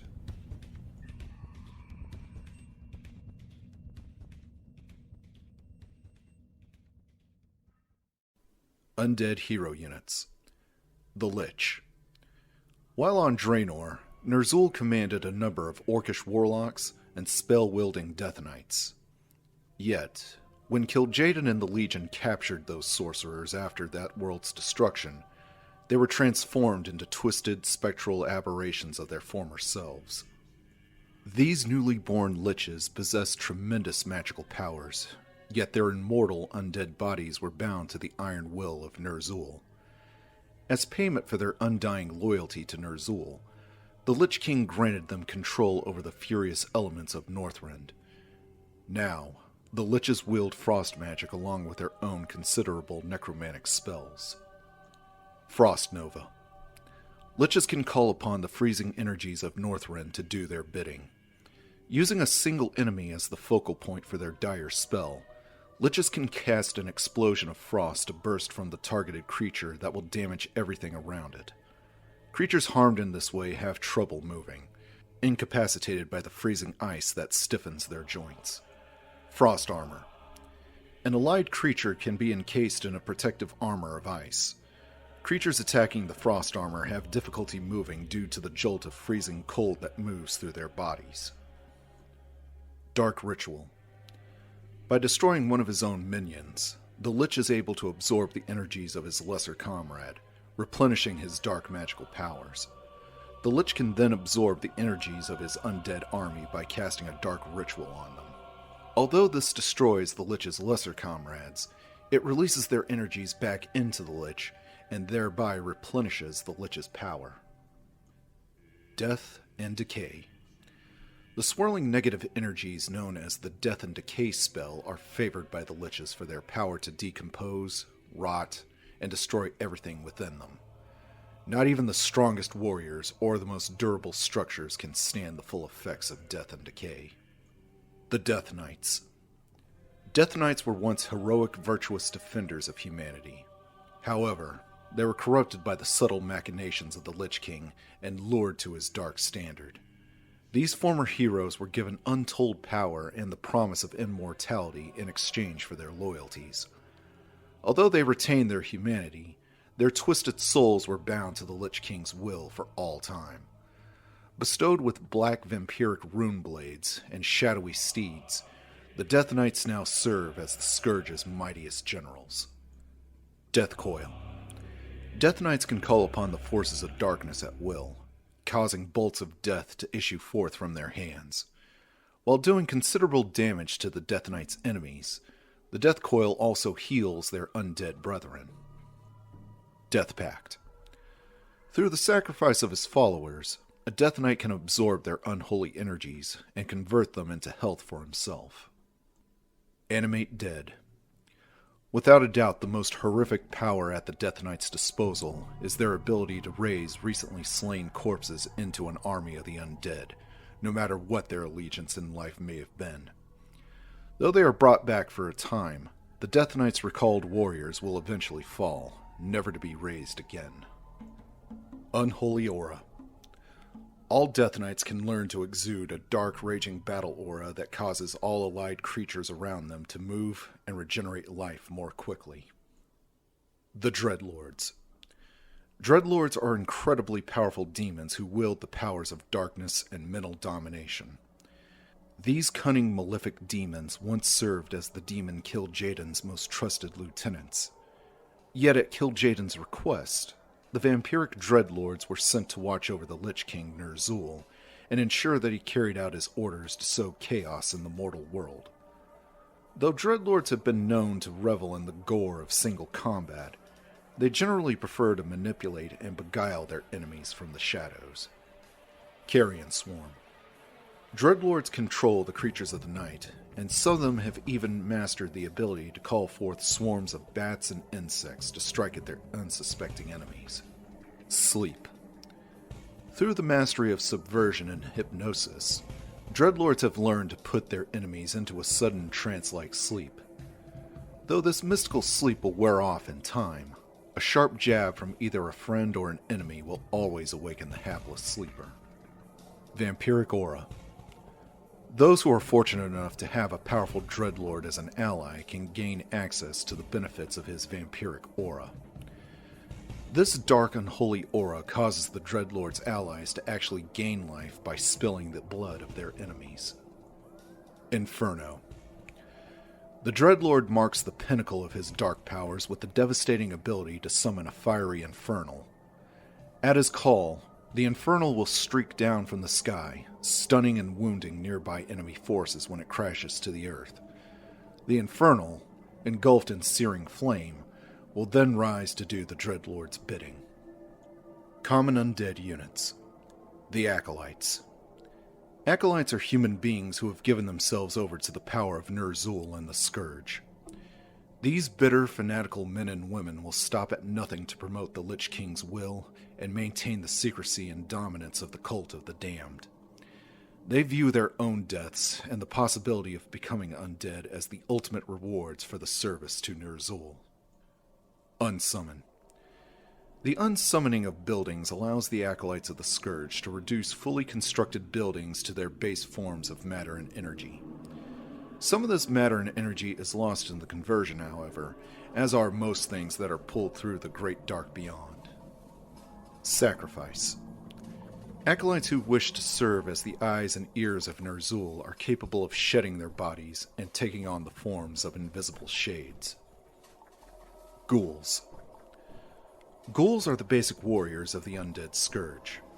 These lumbering, rotting corpses were once innocent townsfolk who had made the final transition into true undeath. Ghouls have great stamina and revel in combat with living beings. They are also ravenous cannibals who can regenerate their health by eating the flesh of fallen warriors. Cannibalize. Ghouls that are wounded can consume the flesh of the newly dead to replenish their own lost health. Necromancers. Though they retain their humanity after making their pact with death, necromancers became some of the most terrifying agents of the Scourge. These dark, nefarious men were once thought to be aspiring geniuses by the magocracy of Dalaran. However, their insatiable lust to delve into the dark arts drove them to forsake their very souls. Ner'zhul, the Lich King, granted these malevolent sorcerers true power over the dead in exchange for their obedience. The shadowy necromancers have the power to raise skeletal warriors from the grave and bestow a number of dark enchantments upon their fellow warriors. Raise dead. Through the powers of Ner'zhul, the corpses of the recently slain can be raised again as skeletal warriors. Though relentless and fearless, these mindless automations of death will soon fall apart and crumble into dust. Unholy Frenzy. With their unholy powers, necromancers can greatly accelerate a creature's movement and attack rates. Those under the influence of this spell find themselves moving so quickly that their bodies begin to burn and ache, slowly dying from the effects of their unholy frenzy. Cripple. Drawing dark energies directly from Ner'zhul, necromancers can cause their enemies' muscles to suddenly spasm and quake, leaving them immobile and effectively helpless. Abominations. The twisted, mutilated bodies of the abominations are comprised of multiple dead limbs and body parts from many different corpses. These enormous warriors, scarred by loose stitchings and putrid open sores, love to crave flesh and tear their enemies apart. The slow-moving and dull-witted abominations constantly drip blood and smell like disease-ridden slaughterhouses. They carry large cleavers into combat and wield various sickle-bladed hooks on their disproportionate limbs. Disease Cloud. A cloud of festering, rotting flesh vapors follows the abominations wherever they go. This vile cloud is renowned for rotting living flesh upon contact. This nameless disease is often spread to meat wagons, thus allowing the contraption's rotting ammunition to deal further damage to the enemies of the Scourge. Banshees. Banshees were once beautiful female elves who fell before the power of the Scourge. Their restless spirits were left to wander the world in silent, tortured lamentation. Then the Lich King gathered them together and gave them terrible voices so that the living world would finally hear their tortured anguish. Thus the Banshees have pledged themselves to Ner'zhul's cause, and now serve as valuable agents of the Scourge. On certain nights, when the moon is full, their unnerving, unholy screams can be heard in the icy winds blowing from the north. Curse. By channeling the powers of their unholy screams, Banshees can cause their enemies to temporarily lose their honed combat skills. As a result of this terrible curse, the victims of this spell find themselves unable to hit their targets. Anti-magic shell. By melding the powers of necromancy and the warped music of their screams, Banshees can form protective shells around any creatures. This uncanny shell makes those creatures impervious to all magics for a short period of time. Possession. Banshees have an unsettling ability to force their way into the bodies of living creatures, thus replacing the creature's spirits with their own. While this ability causes the Banshees' bodies to dissipate, it does give them permanent control over their new forms. Gargoyles. The dreaded gargoyles of Northrend are voracious flying creatures who revel in slaughter and mayhem. Brought from the frozen north by the armies of the Lich King, these strange, wiry flyers have rough, crystalline hides which protect them from all manners of attacks. In times of great peril, gargoyles can land and condense their hides into a stone-like surface. Though they are unable to attack in this state, they can take time to regenerate their wounds and replenish their energies. Stone form. The voracious gargoyles of Northrend are capable of condensing their crystalline hides to make themselves nearly impervious to any forms of attacks. Though they must land and remain motionless while in this state, stone form does allow them to recoup their energies for battle. Crypt Fiends. The cunning Crypt Fiends were once the lords of the ancient spider kingdom of Azjol Nerub that ruled over the Arctic land of Northrend in ancient times. However, the Lich King destroyed the Crypt Fiend civilization and took control of the frozen continent. Now the vile fiends command their spider underlings in the name of their master, Ner'zhul. These abhorrent creatures are capable of summoning swarms of vile insects and projecting web-like strands to incapacitate and harm their enemies. Web. The Crypt Fiends of Azjol Nerub have always been adept at catching flying creatures in their powerful webbing. Though creatures captured in this webbing will eventually break free and may still defend themselves, they are immobilized while caught in the Crypt Fiends' webs. Frostworms. In ages past, venerable dragons nearing death flew to the land of Northrend to die. To this day, there are entire dragon graveyards littered with massive petrified bones and skulls. When Ner'zhul the Lich King took control of Northrend, he used his powerful magics to raise the ancient dragon skeletons from the dead. Now the skeletal dragons radiate cold power and think nothing other than serving their dark master. Frostworms have a cold-based breath weapon that can shatter entire buildings. They're also quite fond of devouring their hapless victims whole. Freezing breath. Ner'zhul's vicious frostworms hold the frosts of Northrend within their skeletal hearts. By inhaling a great deal of air, frostworms can expel blasts of freezing cold so extreme that they pull all the moisture from the air around a building and freezes it solid. Meat wagons. One of the strangest and most dire tools utilized by the Scourge is the dreaded meat wagon. This rickety contraption is used to collect and store recently slain corpses from the field of battle. At any time, corpses can be pulled from the meat wagon and raised into undead warriors. When upgraded, the meat wagon can also fling diseased corpses at enemy units within its crude catapult device. An invaluable support vehicle for the Scourge, the meat wagon strikes fear and woe into the hearts of even the most resolute defenders. Skeletal warriors. Called forth from the grave by the insidious necromancers, skeletal warriors are mindless slaves of the Lich King's powers. These lumbering fighters are highly resistant and tireless. When operating in great numbers, skeleton warriors serve as an invaluable part of the Scourge's combat force. Shades.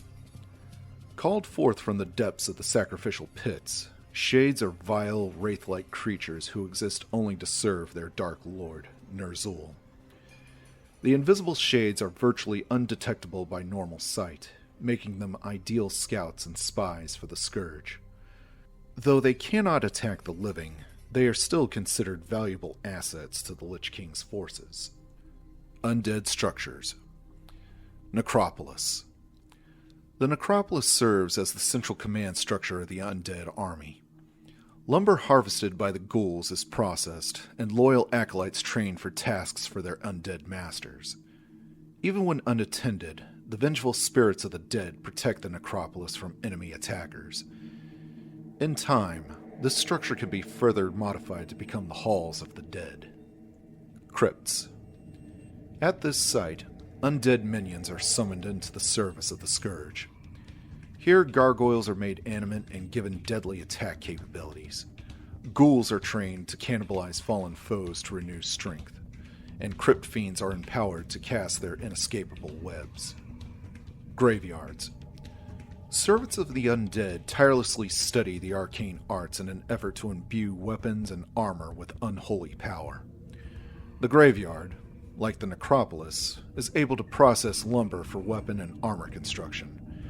This building also pulls fresh corpses from deep within the earth, exhuming them for use by the vile necromancers.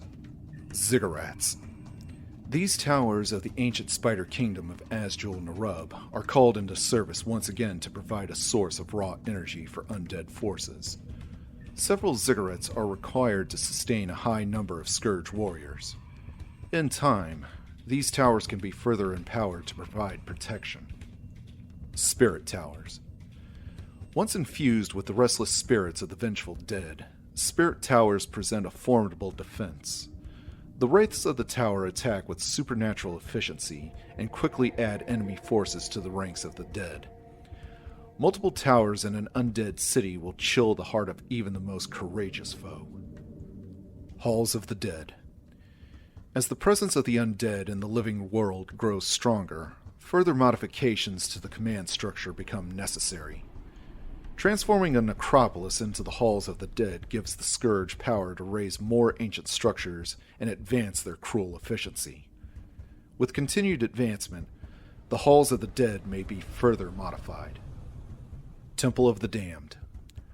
Once used by the Orcish Horde to channel demonic energies, the Scourge has now reclaimed this powerful edifice. From the temple, the insidious necromancers emerge to animate fallen corpses, and the tormented spirits of the banshees are called into service. Slaughterhouses. Meat at the slaughterhouse is used to serve the twisted purpose of the malevolent Scourge. Grotesque, monstrous abominations are pieced together and instilled with the single purpose of killing, and meat wagons are also constructed to lob plague-infected body parts at the enemy. Altar of Darkness. This structure serves as a channeling nexus for the Scourge's dark restorative powers. When a hero falls in battle, his essence may be recalled to this site, where it is given new, unholy life. Provided that the building stands and resources are sufficient, undead heroes will not stay dead for very long. Black Citadels. When the power of the undead in the living world becomes fully manifested, further modifications to the Halls of the Dead become necessary. The building of the Dark Citadel allows the Scourge to operate at peak efficiency. Along with this modification comes increased fortification, making the Black Citadel a truly formidable stronghold. Boneyards. The Boneyard is the home of the Frostworms, once magnificent dragons now reduced to skeletal frames, and manipulated by the dark magic of the Scourge to serve the Lich King. Frostworms have a crippling ability to cast their freezing breath onto enemy forces and buildings. In large numbers, the Frostworms present a truly dominating force. Sacrificial Pits. The sacrificial pits of Azjul Nerub were once used long ago to sacrifice enemy forces in exchange for success in battle. Undead forces may be sacrificed at this location to call forth a shade, an invisible wraith capable of spying on the enemy and detectable only through magic.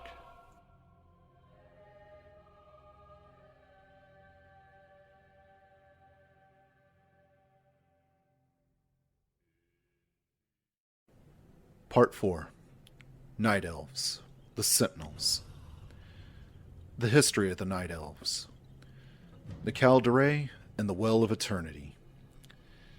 10,000 years before the orcs and humans clashed in their first war, the world of Azeroth cradled only one massive continent surrounded by the infinite raging seas.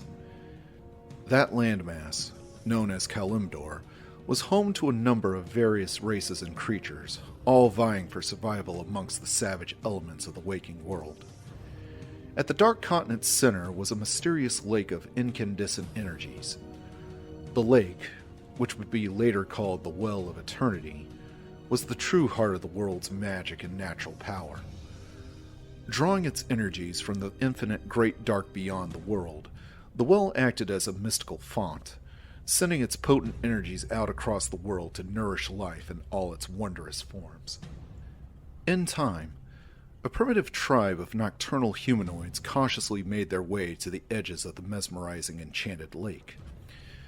The feral nomadic humanoids, drawn by the well's strange energies, built crude homes upon its tranquil shores.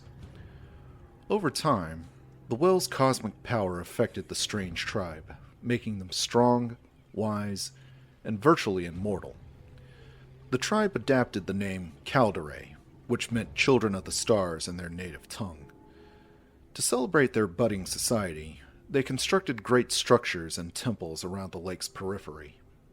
The Kalderae, or Night Elves as they would later be known, worshipped the moon goddess Elune and believed that she slept within the well's shimmering depths during the daylight hours. The early Night Elf priests and seers studied the well with an insatiable curiosity, driven to plumb its untold secrets and power. As their society grew, the Night Elves explored the lands of Kalimdor and encountered its myriad denizens. The only creatures that gave them pause were the ancient and powerful dragons. Though the great serpentine beasts were often reclusive, they did much to safeguard the known lands from potential threats. The Night Elves believed that the dragons held themselves to be the protectors of the world, and that they and their secrets were best left alone. In time, the Night Elves' curiosity led them to meet and befriend a number of powerful entities, not the least of which was Cenarius, a mighty demigod of the primordial forest lands. The great-hearted Cenarius grew fond of the inquisitive Night Elves and spent a great deal of time teaching them about the natural world. The tranquil Kalderae developed a strong empathy for the living forests of Kalimdor and reveled in the harmonious balance of nature. Yet, as the seemingly endless ages passed, the Night Elves' civilization expanded both territorially and culturally. Their temples, roads, and dwelling places stretched across the breadth of the Dark Continent. Ashara, the Night Elves' beautiful and gifted queen, built an immense, wondrous palace on the well's shore that housed her favorite servitors within its bejeweled halls. Her servitors, whom she called the Kalderae, or Highborn, doted on her every command and believed themselves to be greater than the rest of their lower caste brethren. Though Queen Ashara was loved equally by all of her people, the Highborn were secretly despised by the jealous masses. Sharing the priest's curiosity towards the Well of Eternity, Ashara ordered the educated Highborn to plumb its secrets and reveal its true purpose in the world. The Highborn buried themselves in their work and studied the well ceaselessly. In time, they developed the ability to manipulate and control the well's cosmic energies. As their reckless experiments progressed, the Highborn found that they could use their newfound powers to either create or destroy at their leisure. The hapless Highborn had stumbled upon primitive magic and were now resolved to devote themselves to its mastery. Although they agreed that magic was inherently dangerous if handled irresponsibly, Ashura and her Highborn began to practice their spellcraft with reckless abandon. Cenarius and many of the wizened Night Elf scholars warned that only calamity would result from toying with the clearly volatile arts of magic. But Ashura and her followers stubbornly continued to expand their burgeoning powers. As their powers grew, a distinct change came over Ashura and the Highborn. The haughty, aloof upper class became increasingly callous and cruel toward their fellow Night Elves. A dark, brooding pall veiled Ashura's once entrancing beauty. She began to withdraw from her loving subjects and refused to interact with any but her trusted highborn priests. A young brazen scholar named Furion Stormrage, who had spent much of his time studying the well's effects, began to suspect that a terrible power was corrupting the highborn and his beloved queen. Though he could not conceive the evil that was to come, he knew that the Night Elves' lives would soon be changed forever. The War of the Ancients. The Highborn's reckless use of magic sent ripples of energy spiraling out from the Well of Eternity and into the great dark beyond. The ripples of energy streamed out into the twisted nether and were felt by terrible alien minds. Sargeras, the great enemy of all life and the ravager of worlds, felt the potent ripples and was drawn to their distant point of origin.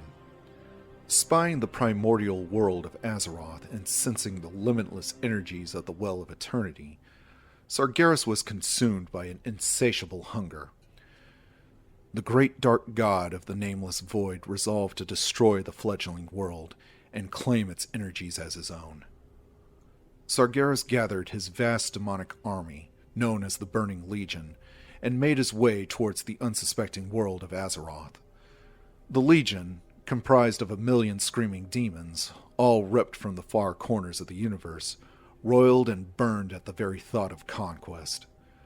Sargeras' lieutenants, Archimonde the Defiler, and Manaroth the Destructor, prepared their infernal minions to strike. Queen Ashara, overwhelmed by the terrible ecstasy of her magic, fell victim to Sargeras' undeniable power, and agreed to grant him entrance to her world. Even her high-born servitors gave themselves over to magic's inevitable corruption, and began to worship Sargeras as their god. To show their allegiance to the Legion, the Highborn aided their queen in opening a great swirling portal within the depths of the Well of Eternity. Once all his preparations had been made, Sargeras began his catastrophic invasion of Azeroth. The warrior demons of the Burning Legion stormed into the world through the Well of Eternity and laid siege to the Night Elves' sleeping cities. Led by Archimonde and Manaroth, the Legion swarmed over the lands of Kalimdor, leaving only ash and sorrow in its wake. The demon warlocks called down the searing infernals that crashed like hellish meteors into the graceful spires of Kalimdor's temples. The Doomguard, a band of burning, bloodletting killers, marched across Kalimdor's fields, slaughtering everyone in their path. Even packs of wild, demonic fellhounds ravaged the countryside, unopposed. Though the brave Kaldare warriors rushed to defend their ancient homeland, they were forced to give ground, inch by inch, before the fury of the Legion's onslaught. The Sundering of the World. It fell to the young scholar, Furion Stormrage, to find help for his beleaguered people. Stormrage, whose own brother Illidan practiced the Highborn's magics, was incensed by the growing corruption amongst the upper class. Convincing Illidan to forsake his dangerous obsession, Furion set out to find Cenarius and muster a resistance force. The young beautiful priestess, Tyrande, agreed to accompany the brothers in the name of Elune. Though both the brothers shared a secret love for the idealistic priestess, Tyrande's heart belonged to Furion alone. Illidan resented his brother's budding romance with Tyrande, but knew that his heartache was nothing compared to the pain of his magical addiction. Illidan, who had grown dependent on magic's empowering energies, struggled to keep control of himself and his overwhelming hunger to tap the well's energies once again. However, with Tyrande's patient support, he was able to contain himself and help his brother find the reclusive demigod Cenarius. Cenarius, who dwelt within the sacred moonglades of the distant Mount Hyjal, agreed to help the Night Elves by finding the ancient dragons and enlisting their aid. The dragons, led by the great red Leviathan, Alexstrasza, agreed to send their mighty flights to engage the demons and their infernal masters. Cenarius, calling on the spirits of the enchanted forests, rallied an army of ancient treemen and led them against the Legion in a daring ground assault. As the Night Elves' allies converged upon Ashura's temple and the Well of Eternity, all-out warfare erupted. Despite the strength of their newfound allies, Firion and his colleagues realized that the Legion could not be defeated by martial strength alone. As the titanic battle raged around Ashura's capital city, the delusional queen waited in anticipation for Sargeras' arrival. The Lord of the Legion was preparing to pass through the Well of Eternity and enter the ravaged world. As his impossibly huge shadow drew ever closer to the well's raging surface, Ashura gathered the most powerful of her high-born followers. Only by linking their magics together in one focused spell would they be able to create a gateway large enough for Sargeras to enter. Firion, convinced that the Well of Eternity was the demon's umbilical link to the physical world, insisted that it should be destroyed. His companions, knowing that the well was the source of their immortality and powers, were shocked by the rash notion. Yet Tyrande, seeing the wisdom of Firion's theory, convinced Cenarius and their dragon comrades to storm Ashura's temple and find a way to shut the well down for good. Knowing that the well's destruction would prevent him from ever wielding magic again, Illidan selfishly abandoned the group and set out to warn the Highborn of Firion's plan. Due to the madness brought on by his addiction and the stinging resentment towards his brother's affair with Tyrande, Illidan felt no remorse at betraying Firion and siding with Ashura and her ilk. Above all else, Illidan vowed to protect the well's power by any means necessary. Heartbroken by his brother's departure, Firion led his companions into the heart of Ashura's temple. Yet as they stormed into the main audience chamber, they found the Highborn in the midst of their final dark incantation. The raging communal spell created an unstable vortex of power within the well's raging depths. As Sargeras' ominous shadow drew ever closer to the surface, Firion and his allies rushed to attack. Ashura, having received Illidan's warning, was more than prepared for them. Nearly all of Firion's followers fell before the Mad Queen's raging powers. Tyrande, attempting to attack Ashura from behind, was caught off guard by the Queen's highborn guardsmen. Though she vanquished the guardsmen, Tyrande suffered grievous wounds at their hands.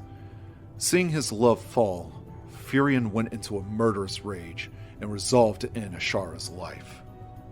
As the battle raged inside and outside the temple, Illidan appeared from the shadows near the shores of the Great Well.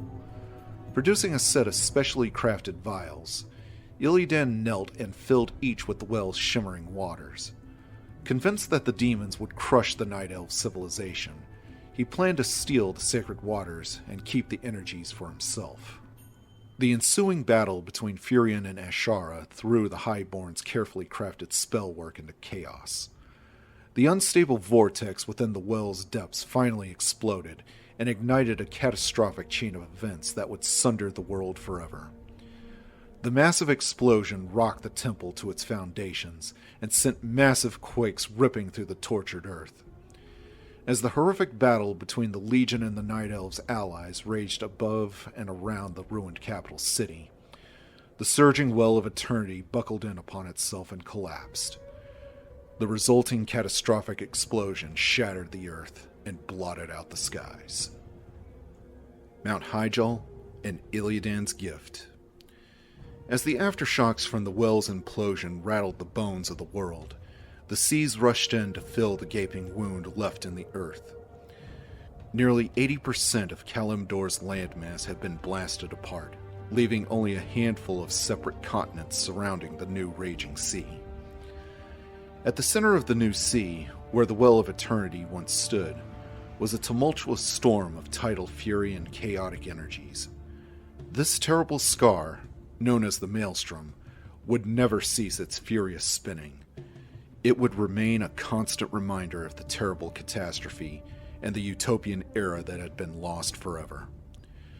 The few Night Elves that had survived the horrific explosion rallied together on crudely made rafts and slowly made their way to the only landmass in sight.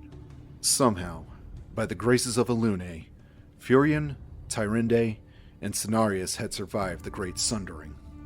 The wary heroes agreed to lead their fellow survivors and establish a new home for their people. As they journeyed in silence, They surveyed the wreckage of their world and realized that their passions had wrought the destruction all around them.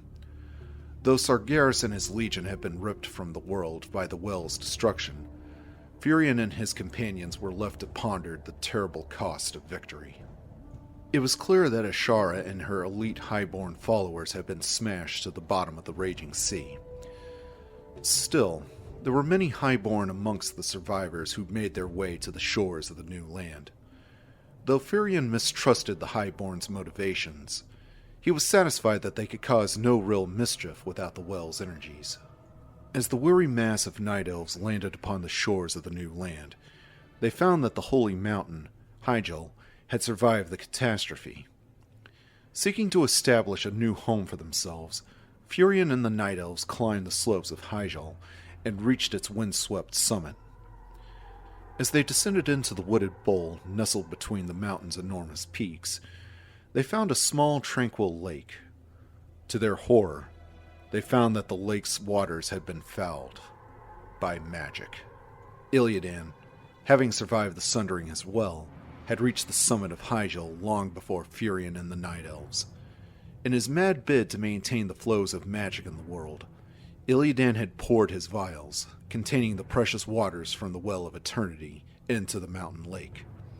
The well's potent energies quickly ignited and coalesced into a new Well of Eternity.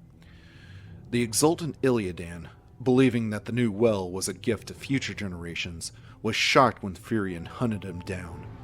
Furion explained to his brother that magic was innately chaotic, and that its use would inevitably lead to widespread corruption and strife. Still, Illidan refused to relinquish his magical powers. Knowing full well where Illidan's treacherous schemes would eventually lead, Furion decided to deal with his power-crazed brother once and for all. With Cenarius' help, Furion sealed Illidan within a vast underground chamber, to remain chained and powerless until the end of time. Concerned that destroying the new well might bring about an even greater catastrophe, the Night Elves resolved to leave it be. However, Furion declared that they would never practice the arts of magic again. Under Cenarius' watchful eye, they began to study the ancient arts of Druidism that would enable them to heal the ravaged earth and regrow their beloved forests at the base of Mount Hyjal. The World Tree and the Emerald Dream. For many years, the Night Elves worked tirelessly to rebuild what they could of their ancient homeland. Leaving their broken temples and roads to be overgrown, they constructed their new homes amidst the verdant trees and shadowed hills at Hyjal's base. In time, the dragons that had survived the Great Sundering came forth from their secret abodes. Alexstrasza the Red, Ysera the Green, and Norsdormu the Bronze descended upon the Druids' tranquil glades and surveyed the fruits of the Night Elves' labors. Furion, who had become an arch-druid of immense power, greeted the mighty dragons and told them about the creation of the new Well of Eternity. The great dragons were alarmed to hear the dark news, and speculated that as long as the well remained, the Legion might one day return and assault the world once again. Furion and the three dragons made a pact to keep the well safe, and ensure that the agents of the Burning Legion would never find their way back into the world. Alexstrasza, the Life-Giver, placed a single enchanted acorn within the heart of the Well of Eternity. The acorn, activated by the potent magical waters, sprung to life as a colossal tree. The mighty tree's roots grew from the well's waters, and its verdant canopy seemed to scrape the roof of the sky. The immense tree would be an everlasting symbol of the Night Elves' bond with nature, and its life-giving energies that would extend out to heal the rest of the world over time.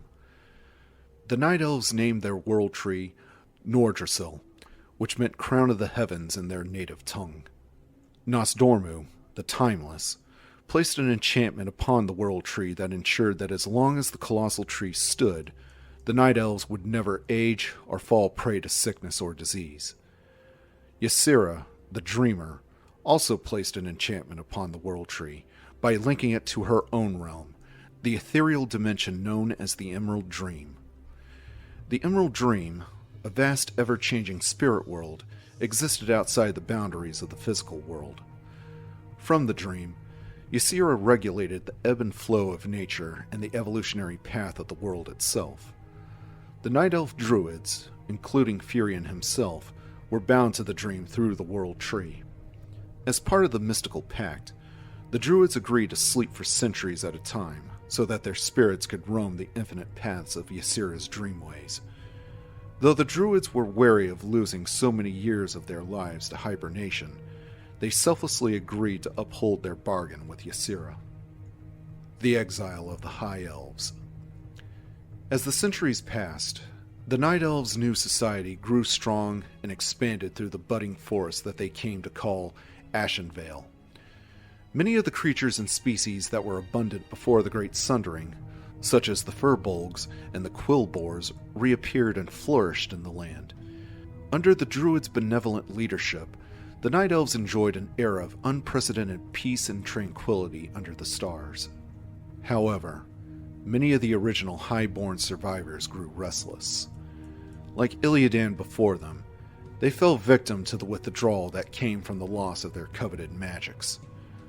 They were tempted once again to tap the energies of the Well of Eternity and exult in their magical practices. Dath Rimar, the brash, outspoken leader of the Highborn, began to mock the Druids publicly, calling them cowards for refusing to wield the magic that was theirs by right. Furion and the Druids chafed of Dath Rimar's arguments and warned the Highborn that any use of magic would be punishable by death. In their insolence, Dath Rimar and his followers unleashed a terrible magical storm upon Ashenvale in an ill-fated attempt to convince the Druids to rescind their law. The Druids, unable to bring themselves to slaughter so many of their kin, decided to exile the reckless Highborn from their lands. Dath Rimar and his followers, glad to be rid of their conservative cousins at last, boarded a number of specially crafted ships and set sail upon the seas. Though none of them knew what awaited them beyond the waters of the raging maelstrom, they were eager to establish their own homeland where they could practice their coveted magics with impunity. The Highborn, or Quell de Rey as Ashara had named them in ages past, would eventually set shore upon the eastern land men would call Lordaeron. They planned to build their own magical kingdom, Quell Thalas, and reject the Night Elves' precepts of moon worship and nocturnal activity. Forever after, they would be known only as the High Elves. The Sentinels and the Long Vigil. With the departure of their wayward cousins, the Night Elves turned their attention back to the safekeeping of their enchanted homeland. The Druids, sensing their time of hibernation nearing once again, prepared to sleep and leave their loved ones and families behind. Tyrande, who had become the first priestess of Elune, had asked her loved Furion to not leave her for Ysera's Emerald Dream. But Furion, honor-bound to enter the changing dreamways, bid the priestess goodbye and swore that they would never be apart so long as they held true to their love. Tyrande, left alone to protect Kalimdor from the dangers of the New World, assembled a powerful fighting force from amongst her Night Elf sisters. The fearless, highly trained warrior women who pledged themselves to Kalimdor's defense became known as the Sentinels. Though they preferred to patrol the shadowy forest of Ashenvale alone, they had many allies upon which they could call upon in times of urgency. The demigod, Cenarius, remained nearby in the moonglades of Mount Hyjal. His sons, known as the Keepers of the Grove, kept close watch on the Night Elves' land and regularly helped the Sentinels maintain the peace in the land. Even Cenarius' shy daughters, the Dryads, appeared in the open with increasing frequency. Though the task of policing Ashenvale had kept her busy, Tyrande felt lost and alone without Furion at her side. As the long centuries passed while the Druids slept, her fears of a second demonic invasion grew more palpable. She could not shake the unnerving feeling that perhaps the Burning Legion was still out there, beyond the great dark of the sky, plotting its revenge upon the Night Elves and the world of Azeroth.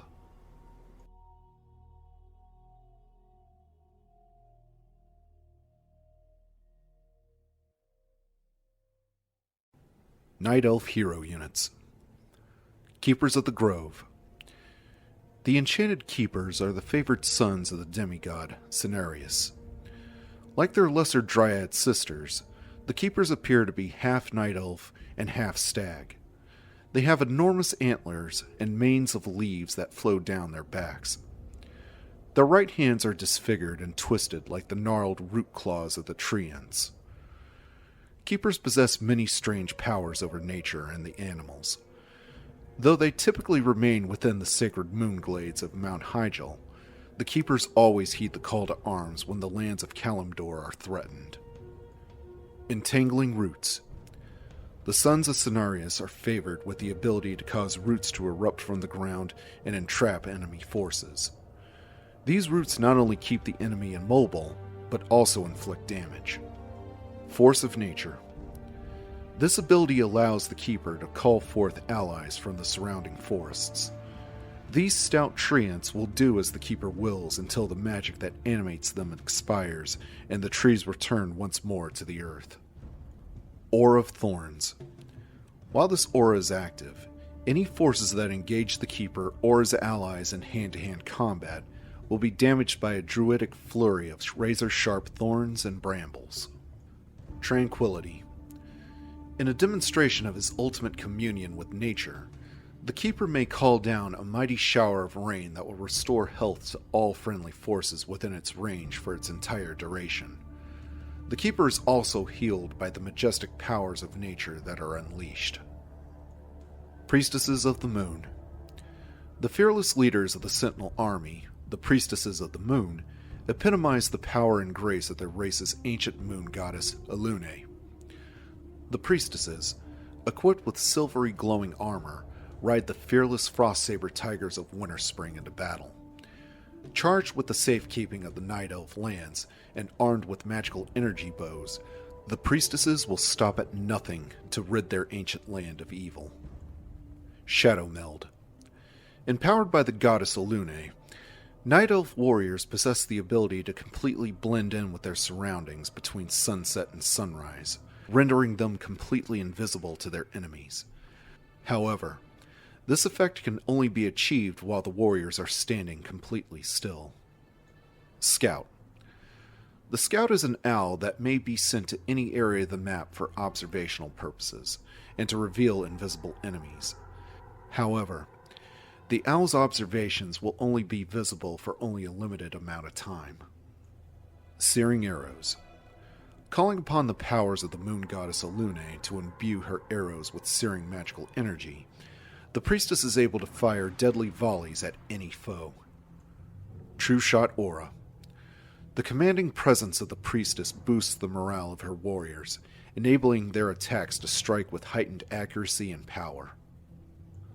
Starfall. At the peak of her experience, the priestess may call down a furious shower of falling stars that cause massive destruction amongst enemy forces. This catastrophic power, given to the priestess by Elune herself, achieves its full duration as long as the priestess stays in the spell's vicinity. Demon Hunters. Demon Hunters are dark, shadowy warriors who are shunned by the greater Night Elf society.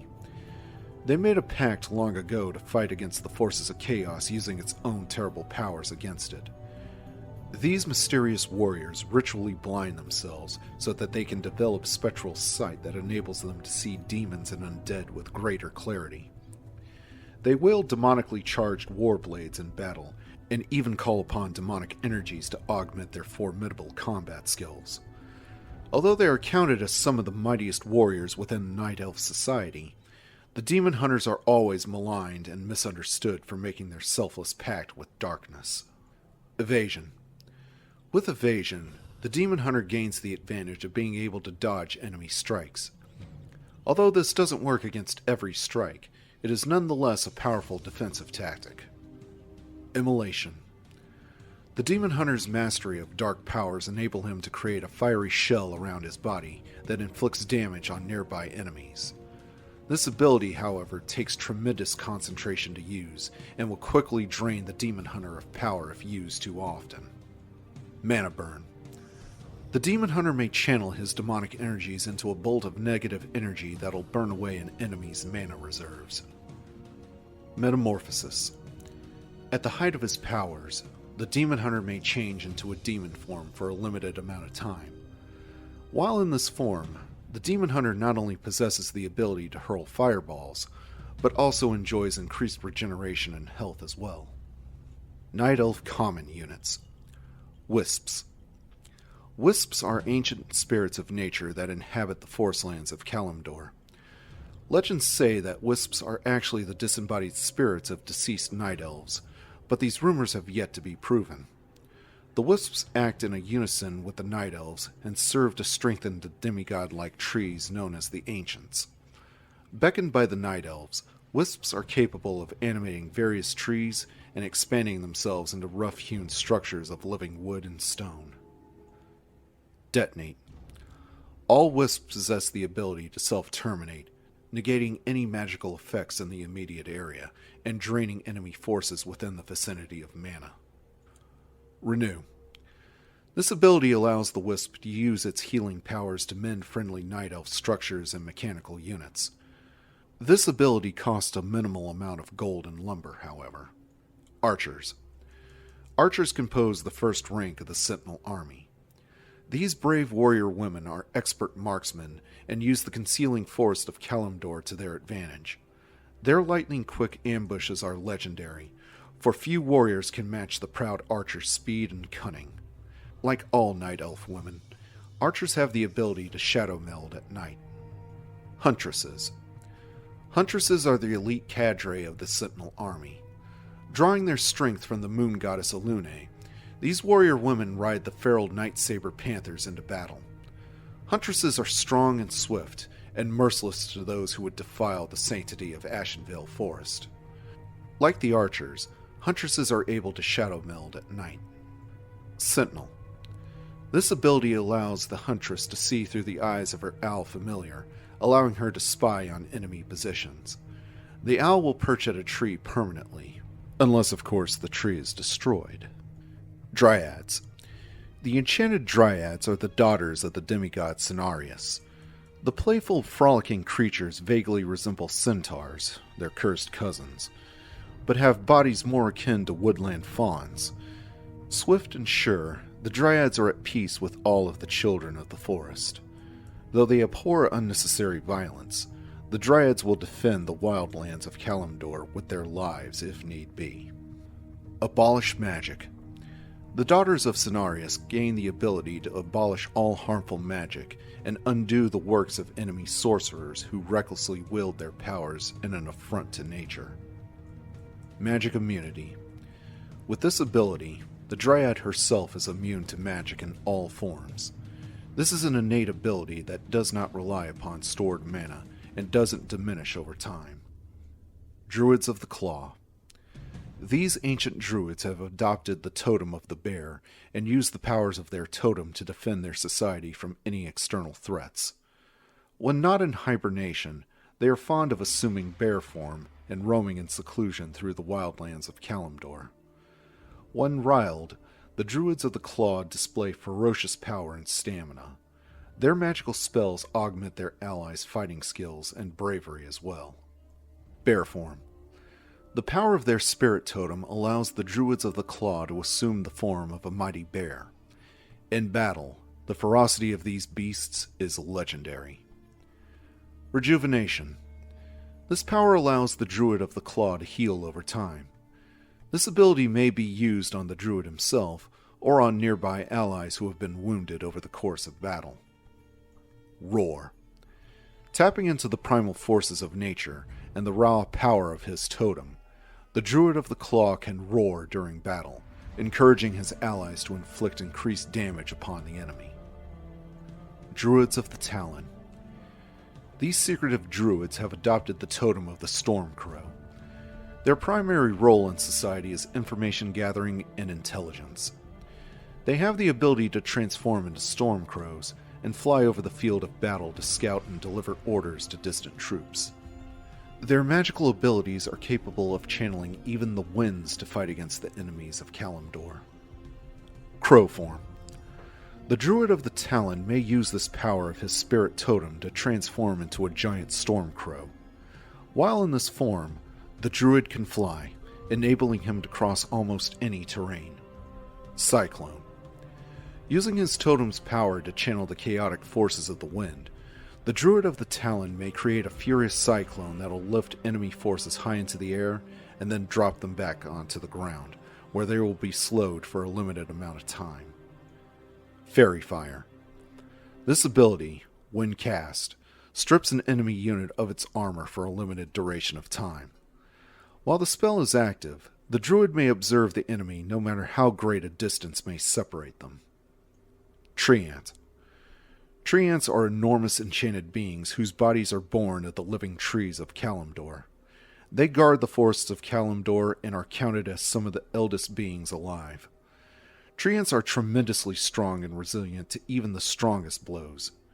In times of peril, they can be seen emerging from their shadowy forest to protect the land from evil and corruption. Hippogriffs.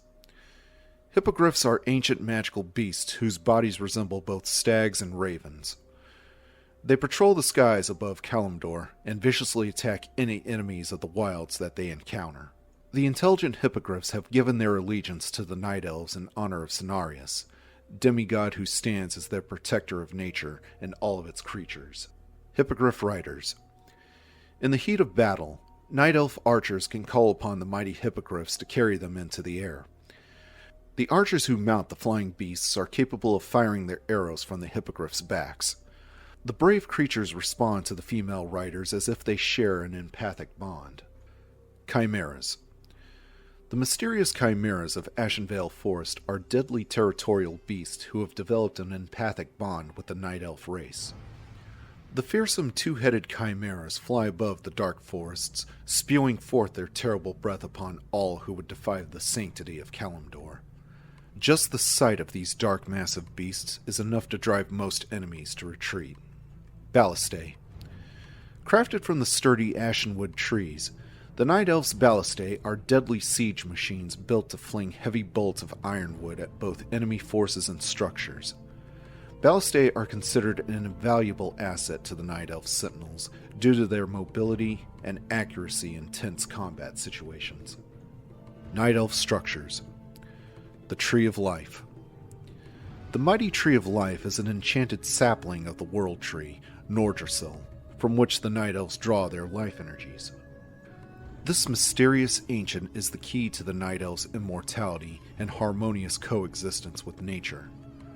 Nordrassil's energy, channeled through the Tree of Life, allows the Night Elves to benefit from its powers regardless of the vast distances that might separate them.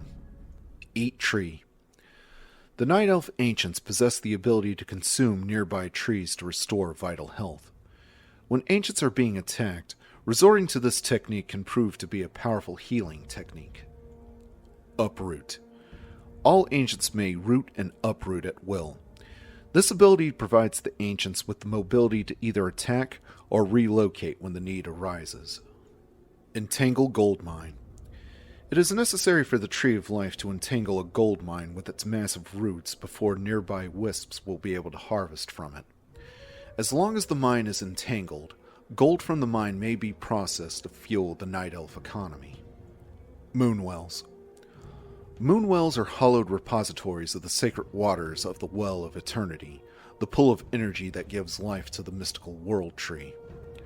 When additional water is added, these wells nourish the Night Elf troops with their life-sustaining waters. Additional moonwells become necessary as the Night Elf forces grow in number. Replenish mana and life. Using the concentrated waters of the Well of Eternity, moonwells can replenish both the mana and health of friendly forces that drink from it. At nighttime, the well's waters regenerate so that it may be used again the next day. Ancient of War. Embodied in this ancient guardian are the spirits of courage and determination that are necessary to propel the will of the Night Elves. Calling upon the long-forgotten energies of conflicts from ages past, this guardian provides a link to the brutal side of nature and the cycle of life and death that rules all creation. Hunter's Hall. This hall is a place where the materials of war are imbued with the Night Elves' mystical enhancements. Wood and steel are fashioned into stout armor using established traditions and methods stretching back thousands of years, as the spirits of the ancient guardians are invoked with their blessings bestowed upon each completed work. Ancient Protectors. The early purpose of these primeval guardians was to defend the resting places of the druids as they slept. Called now into service for the Third War, these wardens dedicate their existence to the defense of their brethren in the forested lands of Ashenvale. These mighty ancients can also hurl enormous boulders at any enemies who threaten the tranquility of the Night Elves' villages. Tree of Ages. With the passage of time, a tree of life may grow into a tree of ages, tempering the balance of nature and forging a bond strong enough to allow advanced development within the Night Elf community. With this evolution comes increased knowledge, wisdom, and awareness. Ancient of Wind. Ancients of the Wind are able to tap into the more feral side of nature. The Ancient of the Wind allows contact with the stoic Druids of the Talon. This site also provides a location for the taming of the mighty hippogriffs. Ancient of Lore. The Ancients of Lore are the keepers of wisdom and the living keys necessary to unlock nature's most guarded secrets. Contact with the venerated Druids of the Claw is only made possible through the existence of this enlightened sentinel. The knowledge of this ancient is also necessary to enable communion with the enigmatic, free-spirited dryads. Altar of Elders. So powerful is the Night Elf's bond with nature that even upon their death, their life energies may be recalled and their spirit made tangible in the waking world once again. For this to occur, a nexus must be constructed, a channeling place to collect and restore life energies. This place is the Altar of Elders. Tree of Eternity. Once a Tree of Ages reaches its full maturity, it evolves into a Tree of Eternity. This is the highest level of growth and the strongest possible bond with the World Tree and the Well of Eternity. At this point, the Night Elf community is at its height, drawing freely from the tree's nearly unlimited power. Chimera Roost. Only with the evolution of the Tree of Eternity do the feral chimeras feel content to allow for training and enhancement through Night Elf intervention. This kinship is necessary to fully realize the benefits of the Chimera Alliance.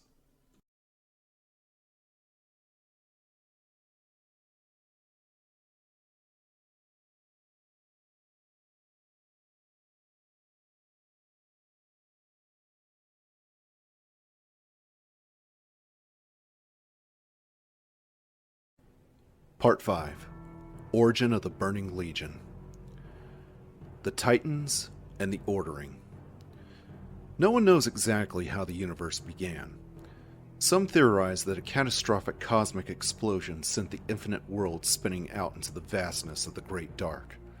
Worlds that would one day bear life forms of wondrous and terrible diversity. Others believe that the universe, as it exists, was created as a whole by a singular, all-powerful entity. Though the exact origins of the chaotic universe remain unclear, it is clear that a race of powerful beings arose to bring order to the various worlds and ensure a safe future for the beings that would follow in their footsteps. The Titans, colossal metallic-skinned gods from the far reaches of the cosmos, came forward and set to work on the worlds they encountered. They shaped the form of their worlds by raising mighty mountains and dredging out vast seas. They breathed skies and raging atmospheres into being, all part of their unfathomable, far-sighted plan to create order out of chaos. They even empowered primitive races to tend to their works and maintain the integrity of their respective worlds. The Titans, ruled by an elite sect known as the Pantheon, brought order to 100 million worlds scattered throughout the great dark beyond during the first ages of creation.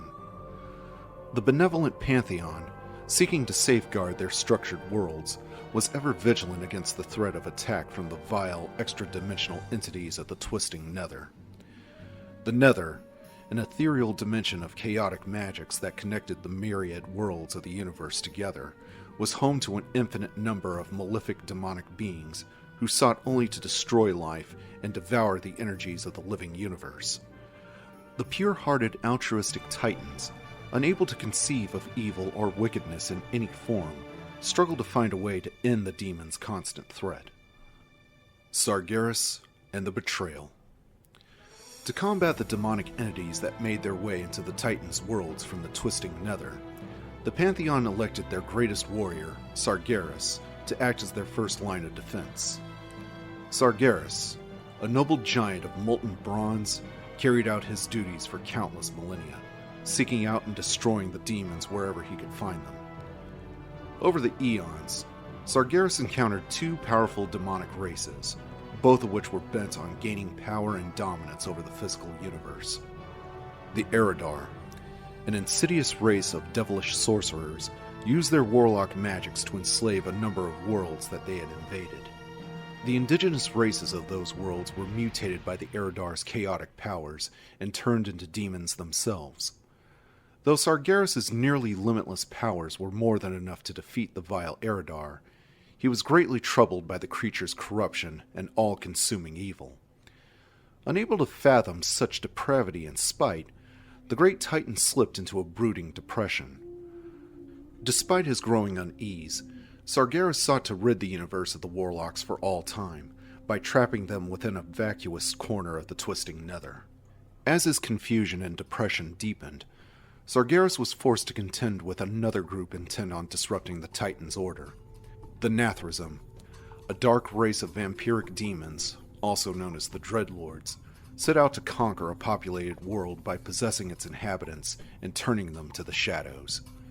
The nefarious scheming Dreadlords had turned whole nations against one another by manipulating them through unthinking hatred and mistrust. Though Sargeras defeated the Nathrazim easily, their corruption affected him deeply. The noble Sargeras, unable to process the raging doubt and despair that overwhelmed his senses, lost all faith in not only his mission, but the Titan's vision of an ordered universe as well. Sargeras began to believe that the concept of order itself was folly, and that chaos and depravity were the only absolutes within the dark, lonely universe. Though his fellow Titans tried to persuade him out of his error and console his raging emotions, he disregarded their theories as delusional. Storming from their ranks forever, Sargeras set out to find his own place in the universe. Though the Pantheon was sorrowful for his departure, they would never believe just how far their lost brother would go. As Sargeras' madness consumed the last vestiges of his noble spirit, he began to rationalize that the Titans were truly responsible for creation's failure. Deciding at last to undo their works throughout the universe, he set out to form an unstoppable army that would set the physical universe to the flame. Even Sargeras' titanic form distorted from the corruption that plagued his once noble heart. His eyes, hair, and beard erupted in flames, and his bronze metallic skin split open to reveal an endless furnace of hate and flame. In his madness, Sargeras shattered the prisons of the Eridar and the Nathrazim and set the vile demons free. The cunning demons, bowing before the Dark Titan's vast rage and power, offered themselves to him and swore to serve him in whatever malicious way they could. From the ranks of the powerful Eridar, Sargeras chose two champions to lead his demonic army of destruction. Kil'jaeden, the Deceiver, was chosen to seek out the darkest races in the universe and lure them to Sargeras' shadow. The second champion, Archimonde, the Defiler, was chosen to lead Sargeras' vast armies into battle against any who would stand against the will of the Dark Titan. Kil'jaeden's first move was to enslave the vampiric Dreadlords under his terrible power. The Dreadlords, serving as his elite guard and agents throughout the universe, took pleasure in their work by locating primitive races for their master to corrupt and bring into the fold. The first among the Dreadlords was Tichondrius, the Darkener. Tichondrius served Kil'jaeden as the perfect soldier and agreed to promote Sargeras' burning will to all the dark corners of the universe. The mighty Archimonde also empowered agents of his own. Calling upon the malefic Pit Lords and their barbarous leader, Manaroth, he hoped to forge a fighting elite that would scour the creation of all life. Sargeras, seeing that his armies were amassed and ready to follow his every command, launched his raging forces into the vastness of the Great Dark. He referred to his growing army as the Burning Legion. To this date, it is still unclear as to how many worlds they consumed and burned on their unholy crusade across the universe. The Ordering of Azeroth. Apparently unaware of Sargeras' mission to undo their myriad works, the Titans continued to move from world to world, shaping and ordering them as they saw fit. Along their journey, they came across a small world whose inhabitants would later name Azeroth. As the Titans made their way across the chaotic primordial landscape, they encountered a number of hostile elemental beings. The elementals, worshipping a race of unfathomable evil beings known only as the Old Gods, vowed to drive the Titans back and keep their world inviolate from the invaders' metallic touch. The Pantheon, troubled by the Old Gods' penchant for evil, sent their forces to make war upon the elementals and their dark masters. Though the elementals fought and raged, their powers could not stop the mighty Titans. The Pantheon shattered the Old Gods' citadels and chained the 5 evil beings far beneath the surface of the world. Without the Old Gods' power to keep their raging spirits bound to the physical world, the elementals dissipated and bled back into the earth itself. With the elementals' departure, nature calmed and the world settled into a peaceful harmony. The Titans, seeing that the threat was contained, set to work. The Titans empowered a number of races to help them fashion the world. To help them dredge out of the fathomless caverns beneath the earth, they created the dwarves from magical living stone. To help them dredge out the seas and lift the land from the sea floor, they created the immense but gentle sea giants. For many ages, the Titans moved and shaped the earth until at last, there remained only one perfect continent. At the continent's center, the Titans crafted a lake of scintillating energies. The lake, that they named the Well of Eternity, was to be the font of life for the world. Its potent energies would nurture the bones of the world and empower life to take root in the land's rich soil. Over time, plants, trees, monsters, and creatures of every kind began to thrive on the primordial continent. As twilight fell on the final day of their labors, the Titans named the continent Kalimdor, the land of an eternal starlight. Satisfied that the small world had been ordered and that their work was done, the Titans prepared to leave Azeroth behind. Yet before they departed, they decided to empower the greatest newborn species of the world to watch over Kalimdor should any force ever threaten its perfect tranquility. Each remaining member of the Pantheon imbued a portion of its power to the 5 great dragons awoken in that mythic age. Alexstrasza the Lifebinder, Malygos the Spellweaver, Ysera the Dreamer, Nozdormu the Timeless, and Neltharion the Earthwarder were all empowered by the Titans' vast powers and charged with the world's defense. With the dragons prepared to safeguard their creation, the Titans left Azeroth behind forever. Unfortunately for them, and the small newborn world that they had just shaped, it was only a matter of time before Sargeras learned of its existence.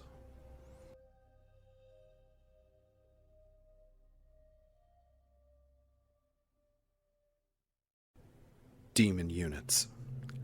The Fellhounds. Fellhounds are demon hounds used by the Pit Lords to sniff out sources of magic wherever they may be found.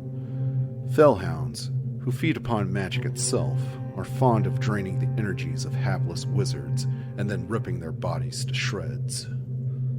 Warlocks. Born of the Eridar race, warlocks are absolutely corrupt and unimaginably powerful. Their chaotic magics have burnt out whole worlds and annihilated countless species over the eons. Kil'jaeden taught the orcs the secrets of warlock magics, but the orcs could never master the powers of entropy and destruction as well as the wicked Eridar. Under Archimonde's command, the warlocks serve as the Legion's tacticians and strategists. The Doomguard. The fearsome Doomguard serve as Archimonde's personal escorts.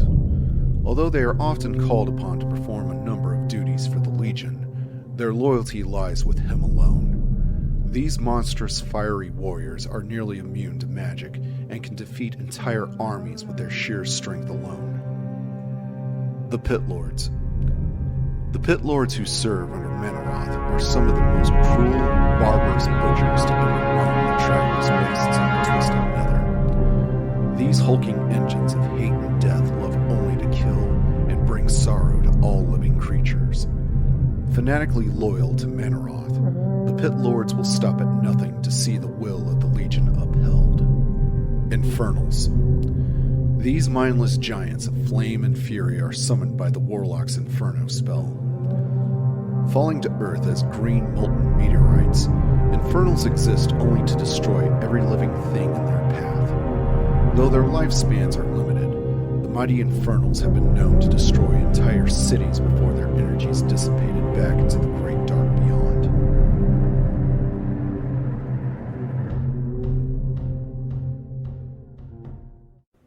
Bestiary. Creatures of Lordaeron and Northrend. Bandits. Human bandits prey upon hapless travelers and soldiers alike. These lawless rogues think only of theft, burglary, and enjoy causing great pain to their victims as well. Though the Alliance has offered large bounties toward the capture of these wretched men, they always find a way to slink back into the shadows of the wild. Blue Dragons. The Blue Dragonflight, ruled by Malygos, the Lord of Magic, was all but devastated by the evil Deathwing and his Black Dragonflight. Though there are a few great blue dragons left in the world, their magical powers are awesome to behold. Native to Northrend, the few blues stay relatively close to the great Dragonblight, where they commune with the ancient dragon spirits who died in ages past.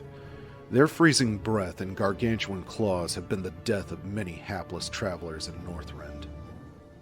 Red Dragons. The Red Dragonflight, ruled by the Dragon Queen Alexstrasza, is a noble and honorable group of creatures. They consider themselves the protectors of all life, and in many ways, they are. More often than not, they are found protecting sacred areas and items, seeking to keep them from lesser beings who might be hurt by their energies. Their breath is a fearsome stream of fire, and they have been known to swallow enemies whole and slowly digest them over the course of a day. Their most hated enemies are the Black Dragons, ruled by the great Dark Leviathan, Deathwing. Fallen Priests. These wretched individuals were once counted as the most devout among the clergy of Lordaeron. But after years of constant war and suffering, they have lost their sense of the holy light. Now they exist only to spread their frustration and negativity to their fellow men and women. Ghosts. Ghosts are tortured spirits who writhe in the agony of undeath. Unable to realize that they are no longer alive, they roam the trackless waste between the twisting nether and the physical world, seeking release from their eternal suffering. Though not necessarily evil, they hunger for physical contact, often causing great harm to any living beings they touch. Gnolls. Gnolls are one of the younger races of Lordaeron. Indigenous to both the Altrek Mountains and the Red Ridge Range far to the south, these hyena-like humanoids are extremely aggressive and often found quarreling amongst themselves. Though relatively intelligent compared to most beasts, they're not very bright by human standards. They've been known to manipulate each other into fights over ridiculous things like whose shadow is larger. It has often been stated that the Gnolls would be quite a fearsome race if they ever stopped tearing each other to pieces long enough to organize themselves into an army. Golems. Golems are magically wrought automations of varying types of stone. Most golems could be found in or around Dalaran, for the mages there created them to perform manual labor and guard their mystical holdings. Certain renegade wizards have also been known to create their own golems to protect their secret dens and lairs. Most golems are magically protected from spells, so that enemy mages can't turn them against their creators. Golems are generally thought to be mindless.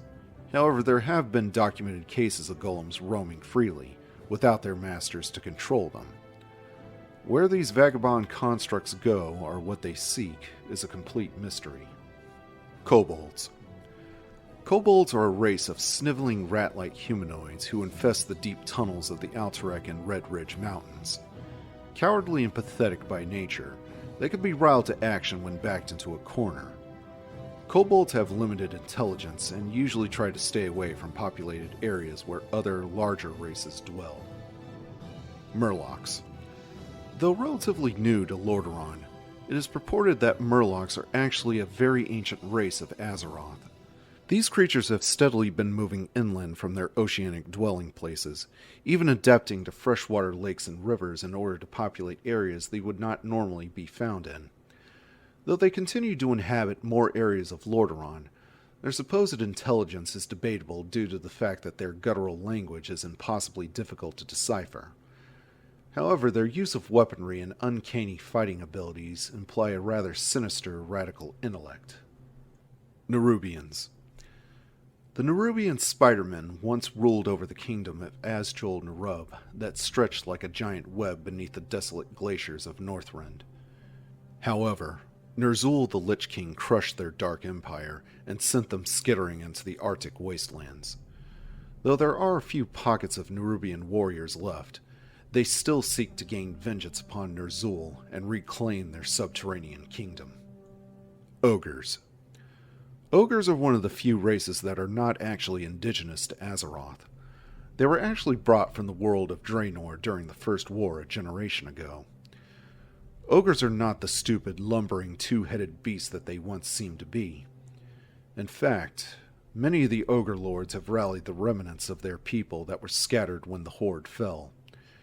Though their plans are unknown, there is no doubt that these powerful, deceptively intelligent warriors will gather their forces once again. Revenants. Revenants are hateful, undead creatures who are outside the domain of Ner'zhul's control. Bonded to base elemental spirits, these phantom creatures live only to rage and use their powers for destruction. Forest Trolls. Forest Trolls are one of the most ancient indigenous races of Lordaeron, whose civilization actually predates that of the High Elves by several thousand years.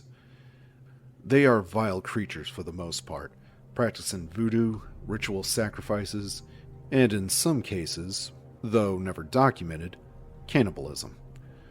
Though forest trolls are never friendly, they have a particular hatred for the High Elves, whom they considered the despoilers of their ancient homelands. However, their hatred doesn't just end with the elves.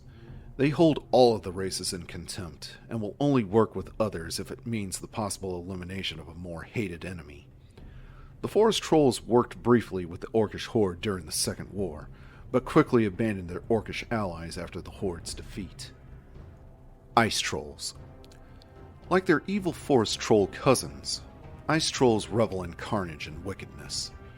Driven into the desolate wastes of Northrend in ancient times, the Ice Trolls carved out a meager society for themselves amongst the cold stone and lifeless plains. Cannibalistic by nature, Ice Trolls are renowned for their love of eating their recently slain enemies raw. Their social structure is very similar to that of their forest-dwelling cousins. Wendigos.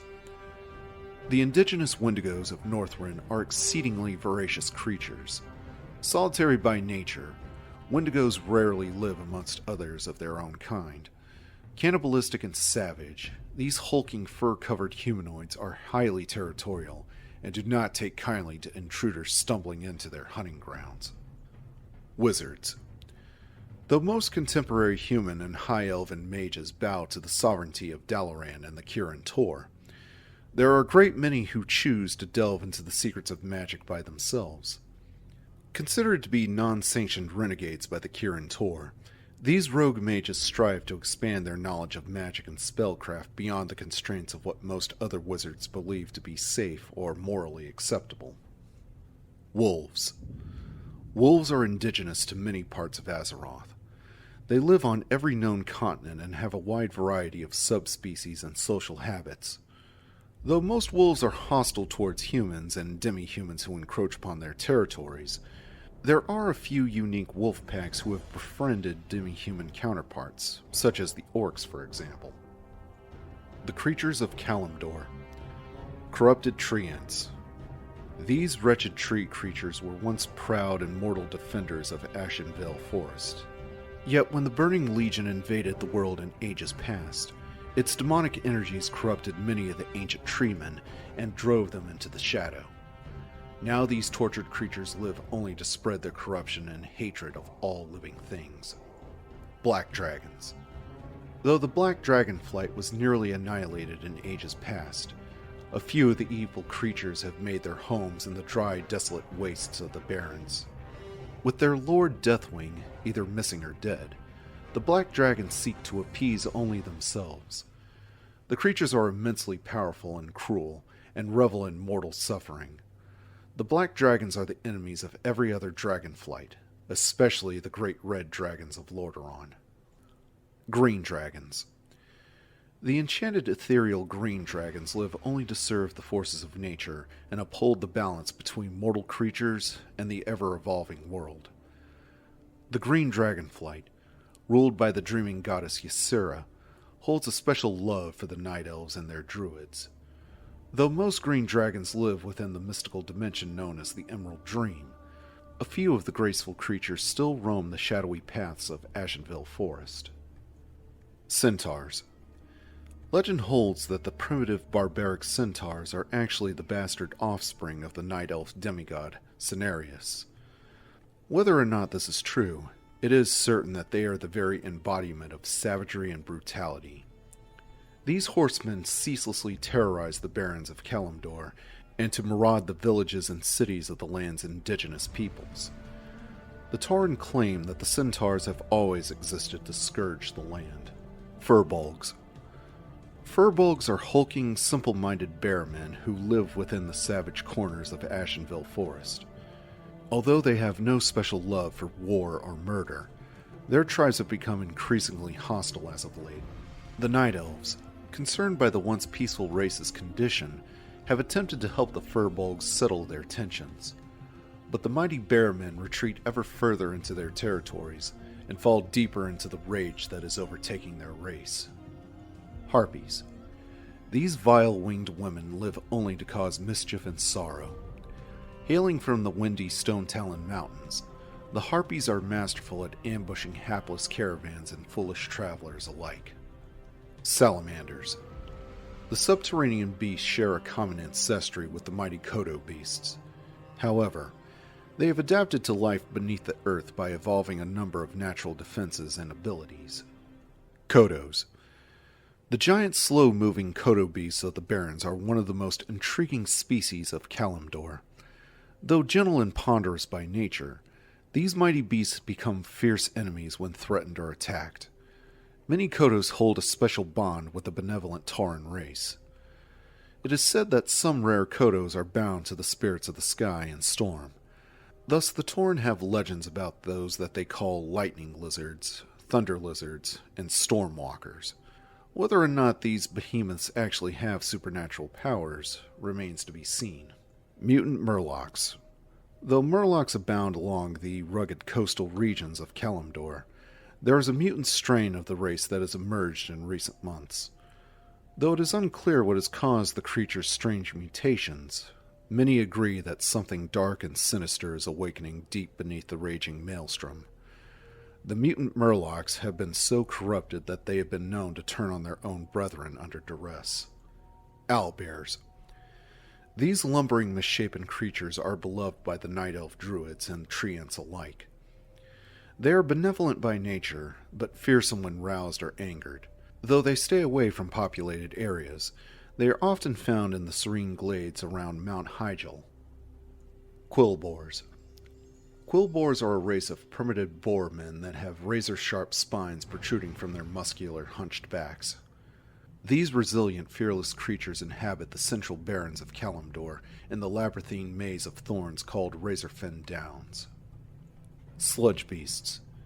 These strange creatures share an elemental heritage, but have been corrupted by the powers of chaos.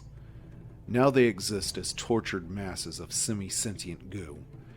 No one knows exactly their motivations, or if there's any specific ecology behind their existence.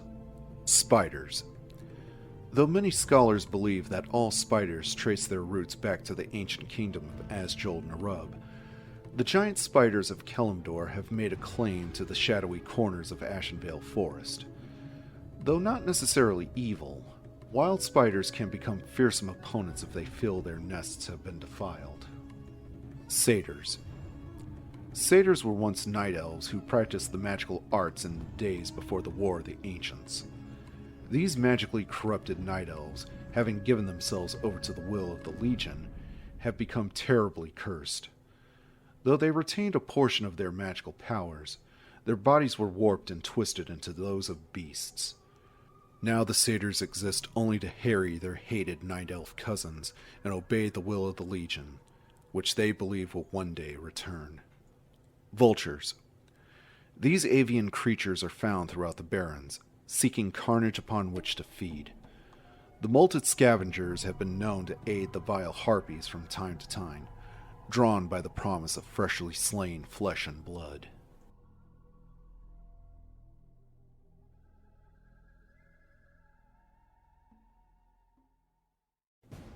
Heroes and villains. Antonidas. Occupation: human archmage, head of the Kirin Tor of Dalaran.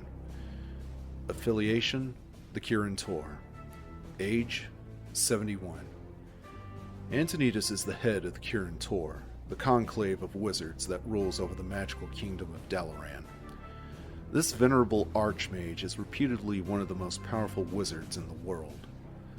Though his failing health prohibits him from spending too much time away from his beloved city, his apprentice, Jaina Proudmoore, serves as his eyes and ears in the world.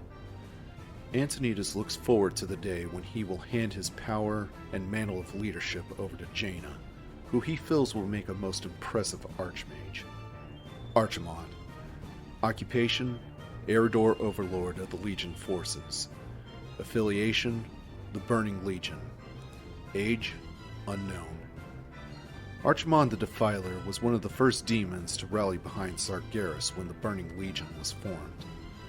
Archimond is heartless and brutal, but very cunning and far-sighted. The colossal demon wields limitless warlock magics and primal strength to lay waste to any who would oppose his fiery will. In his heart of hearts, he seeks to become a god and wield powers that rival even those of Sargeras himself. After 10,000 years of waiting, he is prepared to invade the world of Azeroth once again. Although he is committed to carry out the invasion in Sargeras' name, he may have ulterior motives in mind for the world and its innate magics. Karn Bloodhoof. Occupation: Tauren Warrior, chieftain of the Bloodhoof tribe. Affiliation: the Orcish Horde. Age: 99 years old. The mighty chief of the Bloodhoof tribe, Karn is a peerless warrior and a wise leader of his ancient people. Though slowed somewhat by the weight of age, Karn still possesses the strength and valor of 20 men. This great-hearted giant knows that his people are in grave danger of extermination from the marauding centaurs. However, he has never given up hope of one day finding a way to lead his people to a new land where they can make their home and live in peace. Grom Hellscream. Occupation: Orc Warrior, chieftain of the Warsong clan. Affiliation: the Orcish Horde. Age: 46. Grom Hellscream is the last surviving Orc chieftain from Draenor. Having led his mighty Warsong clan to countless victories over the humans, Hellscream despaired at the lethargy that overcame his race after the Second War. Hellscream was one of the first orcs to fall victim to the demon's curse on his race.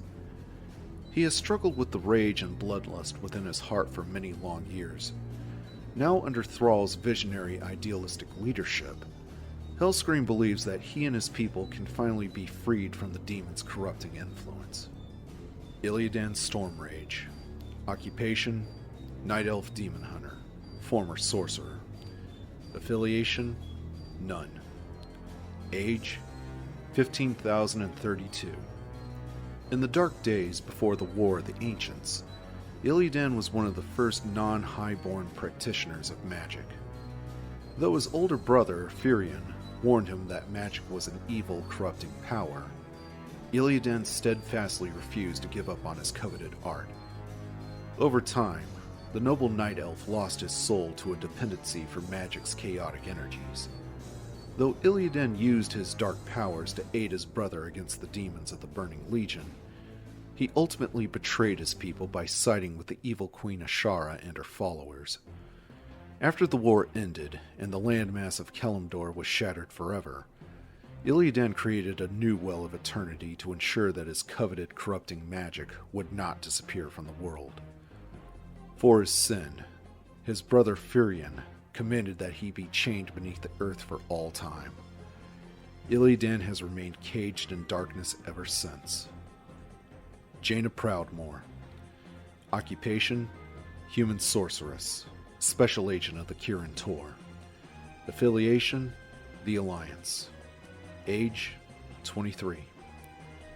Perhaps one of the most gifted sorceresses to train in Dalaran for generations, Jaina is a bright, inquisitive young woman who constantly strives to expand her powers and knowledge of magic.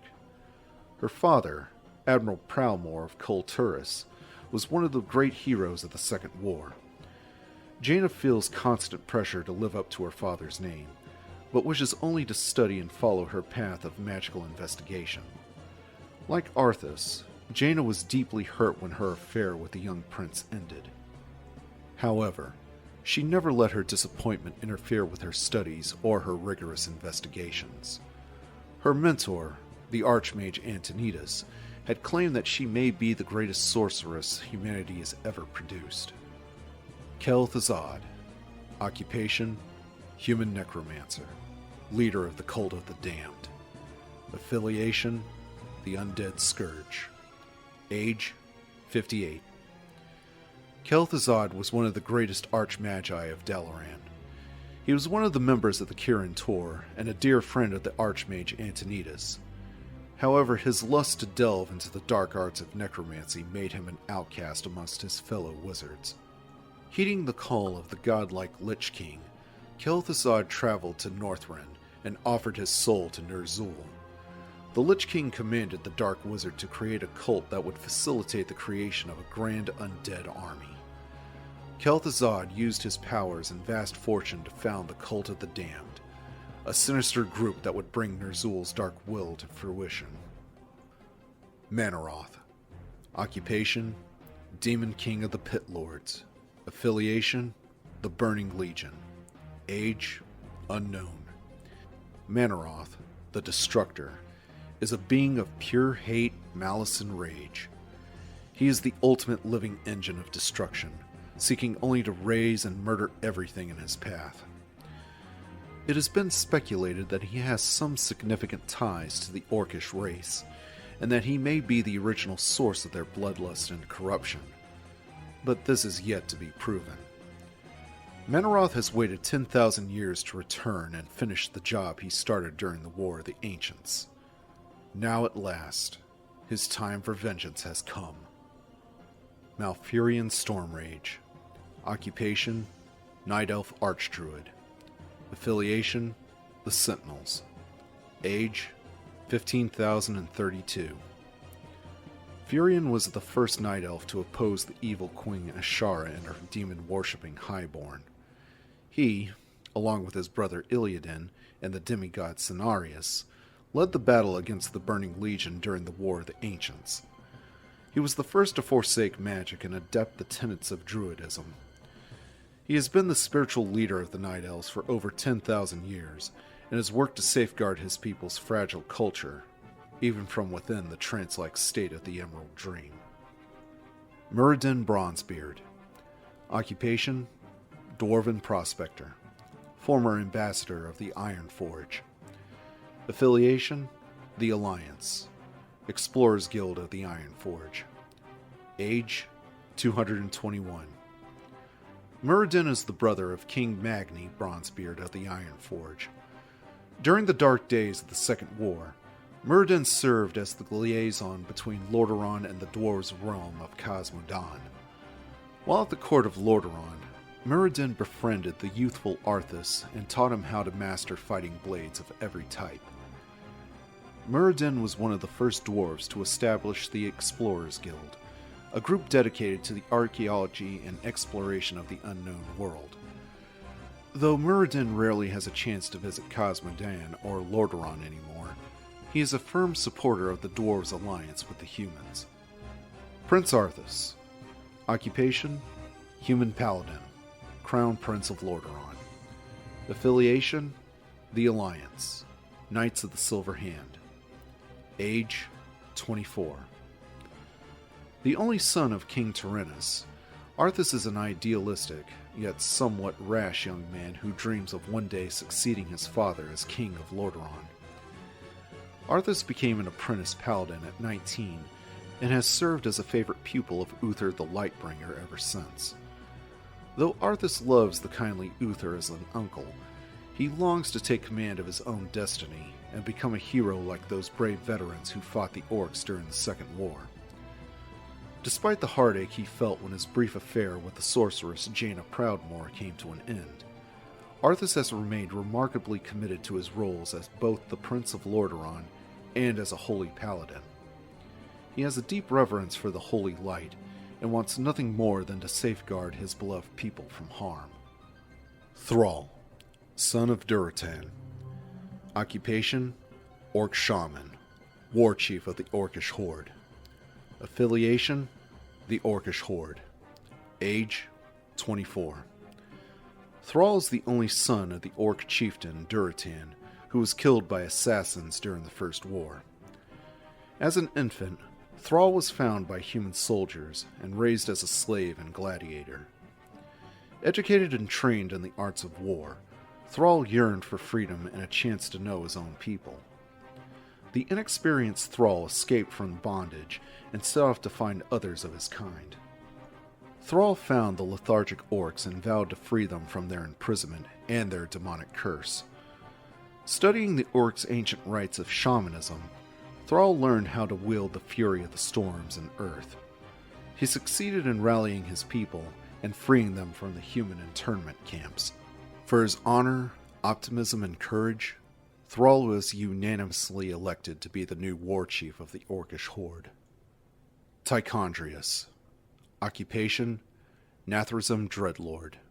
Affiliation: the Scourge and the Burning Legion. Age: unknown.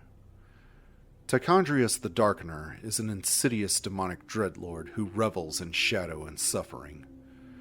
Though he honors the wishes of his master, killed Jaden, he resents his duty to watch over and police the Lich King, Ner'zhul. He believes that the Lich King will ultimately betray the Legion and attempt to free himself from its power. Tichondrius is, above all, a very good soldier. Though his own desire for power and conquest is fierce, he carries out his duties with a calculated precision and care. Tyrande Whisperwind. Occupation: Night Elf Priestess of the Moon, Leader of the Sentinels. Affiliation: the Sentinels. Age: 13,836. Tyrande is an ancient Night Elf princess and high priestess of the moon goddess Elune. In ages past, she aided Furion and Illidan's Stormrage in their battle to save Kalimdor from the Burning Legion. As well as being Elune's high priestess, she is the leader of the Sentinels, a group of warrior women who have sworn to protect Kalimdor's shores while the male counterparts, the Druids, sleep in the trance-like Emerald Dream. Tyrande is a fiery warrior and holds a certain resentment for shouldering the defense of her land while the Druids sleep.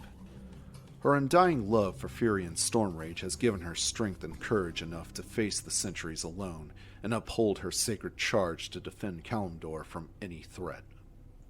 Uther the Lightbringer. Occupation: Human Paladin, Leader of the Knights of the Silver Hand. Affiliation: the Alliance. Age: 64. Uther was the first of the paladins blessed by the Archbishop Fowl prior to the Second War. He is a weathered veteran, respected as one of the greatest warriors in human history. Though it has been many years since war endangered his beloved Lordaeron, Uther has never tired in his duty to protect his land from demi-human threats and social unrest. The great-hearted leader of the Paladins is perhaps the greatest general the Alliance has ever known. Only his wish to see Arthas become worthy of his father's crown has kept him from retiring and taking his due rest.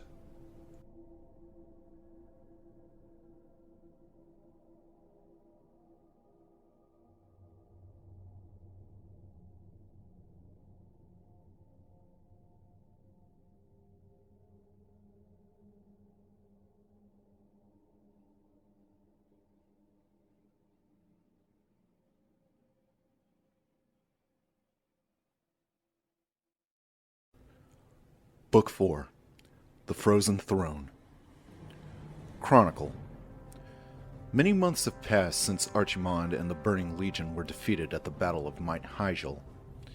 The stalwart Night Elves, led by the Archdruid Malfurion Stormrage and the Priestess Tyrande Whisperwind, have vanished back into the shadows of Ashenvale Forest, intent on healing the ancient lands that were scarred by the Legion's vile corruption. The battle-weary Orcish horde, led by the idealistic war chief Thrall, have settled into the harsh eastern hills of the Kalimdor Barrens. Finally able to claim a homeland of their own, the Orcs work tirelessly to found and protect their new nation of Durotar.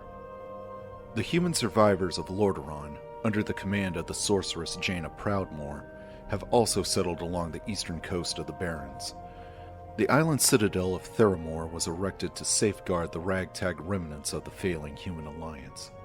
And Arthas, the newly crowned king of Lordaeron, has driven the undead scourge to eradicate the last vestiges of resistance to his iron rule.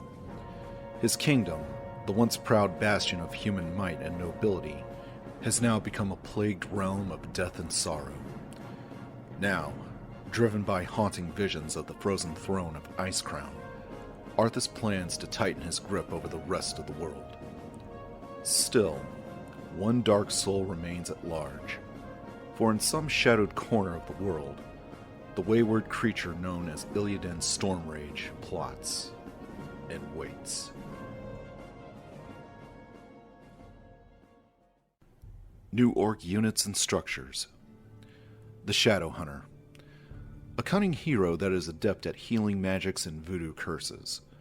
Channeling the spirits of their dark gods, the Shadowhunters walk the line between darkness and light in the hope of salvaging the future for their savage brethren. Healing Wave calls forth a wave of energy that heals a target and bounces to nearby friendly units. However, each bounce heals less damage. Hex temporarily transforms an enemy unit into a random critter, disabling special abilities.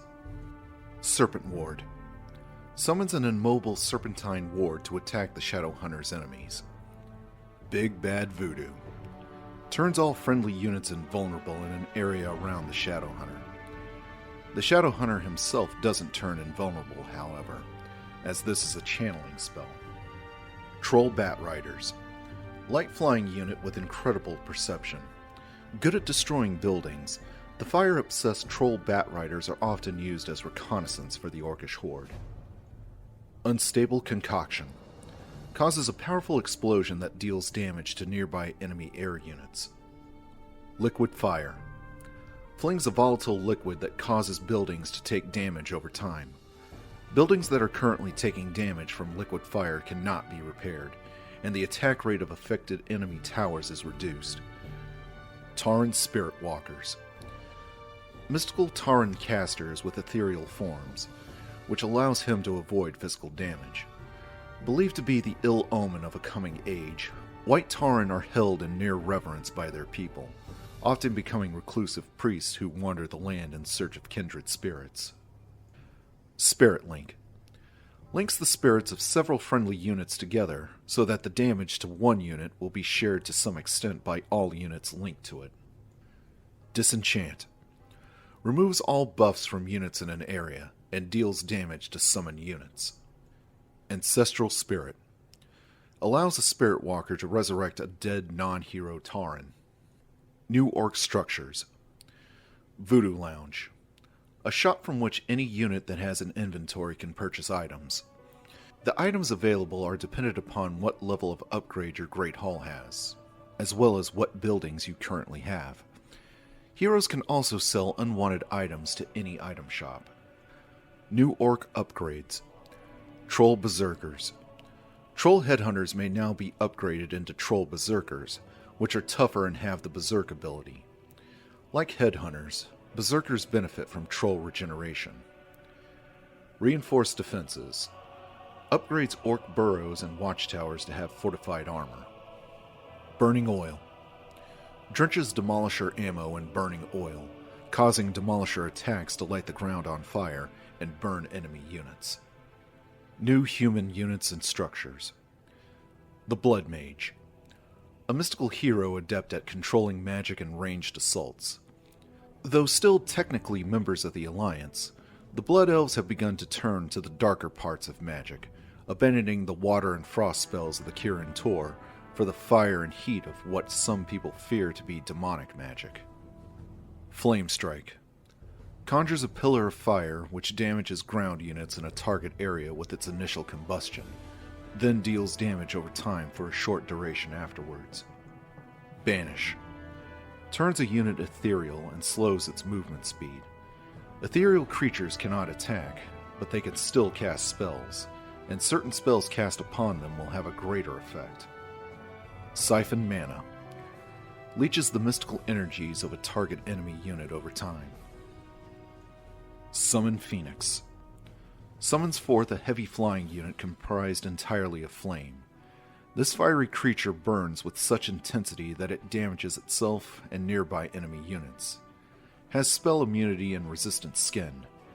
When a phoenix dies, it creates an egg that will hatch into a new phoenix. Spellbreakers. Elven warriors trained to disrupt and contort magical energies. These blood elven warriors, fresh from the destruction of their homeland, have turned a new eye towards the dying land of Lordaeron. Spell Steal. Steals a positive buff from an enemy unit and applies it to a nearby friendly unit, or takes a negative buff from a friendly unit and applies it to a nearby enemy unit. Feedback. Spellbreaker attacks destroy a target enemy caster's mana with every hit. The mana combusts, thus dealing damage to the attacked unit. Control Magic. Takes control of a target summoned enemy unit. The mana cost to control a summoned unit is based upon its hit points. Dragonhawk Riders. Swift flying units mounted by an elven warrior. The fierce warriors of the Dragonhawk battalions are often the first into combat, picking apart the enemy ranks and surrounding enemy towers with dense fog so reinforcements can strike unhindered by enemy defenses. Cloud. Creates a small cloud that stops buildings with ranged attacks from attacking. Aerial Shackles. Magically binds a target enemy air unit so that it can't attack or move. New human structures. Arcane Vault. A shop from which any unit that has an inventory can purchase items. The items available are dependent upon what level of upgrade your town hall has, as well as what buildings you have. Heroes can also sell unwanted items to any item shop. Arcane Towers. Magical defensive towers with the reveal and feedback abilities. New human upgrades. Barrage. Upgrade siege engines, giving them barrage, a passive rocket-like attack versus air units. Flak cannons. Upgrades flying machine attacks to add area effect damage versus air units. Fragmentation shards. Increases the area effect damage of mortar teams. New undead units. The Crypt Lords. A warrior hero adept at summoning insect minions and crushing enemies. Betraying the Nerubian people, the Crypt Lords have sacrificed the lifeblood of thousands to bolster the undead armies of Ner'zhul, winning an eternal life of servitude in his name. Impale. Slams the ground with the Crypt Lord's massive claws, shooting spiked tendrils out in a straight line and impaling enemy ground units in their wake. Spiked Carapace. Encloses the Crypt Lord in barbed layers of chitinous armor that increases defense and returns damage to attackers. Carrion Beetles. Produces a carrion beetle from a target corpse. These creatures use their fierce mandibles to rip the flesh from the Crypt Lord's foes. Carrion beetles summoned at higher levels of skill can burrow into the ground, losing their attacks but providing stealthy vision that can be placed strategically. Unlike most summon units, carrion beetles are permanent until slain. Locust Swarm. Creates a swarm of angry locusts that bite and tear at nearby enemy units.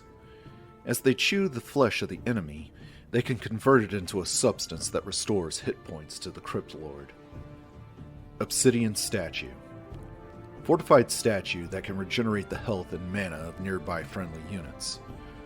Believed to be gifts granted by Ner'zhul, the obsidian statues are often used as figureheads at the forefront of many undead armies, inspiring awe and fear in the enemy ranks. Nothing can prepare the enemy for what this unfathomable statue could become. Essence of Blight. Restores health to nearby friendly units. Spirit Touch. Replenishes the mana of nearby friendly units. Destroyers. Large flying units that must consume magic to sustain its mana. Breaking free of the obsidian stone that holds them, these monstrous creatures roar into battle, swallowing magic to feed their insatiable hunger as they move between battles and rain destruction down upon their foes. Devour Magic. Consumes all magical buffs from units and damages summoned units in an area. Each unit that is devoured of magic restores some health and mana to the destroyer. Orb of Annihilation. Gives the destroyer a more powerful attack that delivers splash damage. Absorb Mana. Takes all mana from one of your units and gives it to the destroyer. New Undead Buildings. Tomb of Relics. A shop from which any unit that has an inventory can purchase items.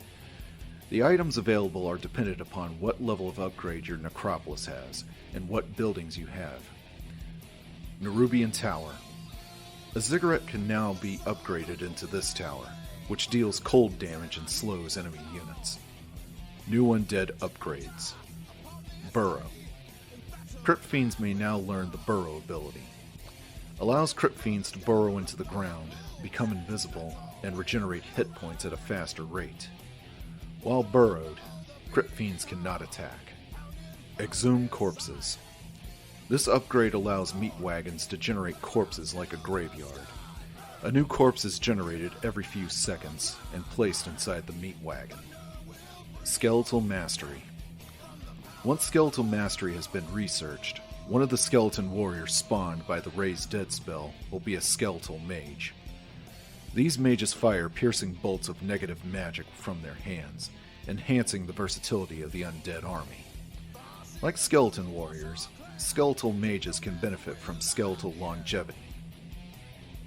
New Night Elf Units. Wardens. A cunning hero adept at entering and escaping combat. Set apart from the militant sentinels, wardens are usually employed as jailers, assassins, and bounty hunters. Fan of Knives. Flings a fury of knives at multiple enemy targets around the warden. Blink. Teleports the warden a short distance, allowing her to move in and out of combat at will. Shadow Strike. Hurls a poison dagger which deals large initial damage, and then deals damage over time. The poison unit has its attack and movement rate slowed for a short duration. Vengeance. Creates a powerful avatar of vengeance that summons invulnerable spirits from friendly corpses to attack your enemies. The avatar is bent on avenging the death of fallen comrades. Spirit of Vengeance. Temporarily raises an invulnerable feral spirit from a corpse. The spirit's life is linked with the avatar that raised it. Mountain Giants. Slow-moving melee units that can take incredible amounts of punishment. Crafted epochs ago by the Titans from massive sections of stone, these creatures seek to protect the natural environment from any who would dare to cause it harm. Taunt. Causes nearby enemies to switch their attack towards the mountain giant. War Club. Picks up a tree to give it siege damage and increased attack range to the mountain giant. Hardened Skin. Gives mountain giants increased resistance to attack damage. Resistant Skin. Reduces the duration of negative spells and renders the mountain giant immune from certain spells. Fairy Dragons. Small, quick flying units that are effective against enemy casters. Though not actual dragons, these mystical-looking creatures police the Emerald Dream from magic. As such, they are immune to magic as well. Phase Shift. Causes this unit to shift out of existence whenever it takes damage. Thereby, it can temporarily avoid further damage. Mana Flare. Causes the fairy dragon to channel negative magical energies that damage nearby enemies when they cast spells.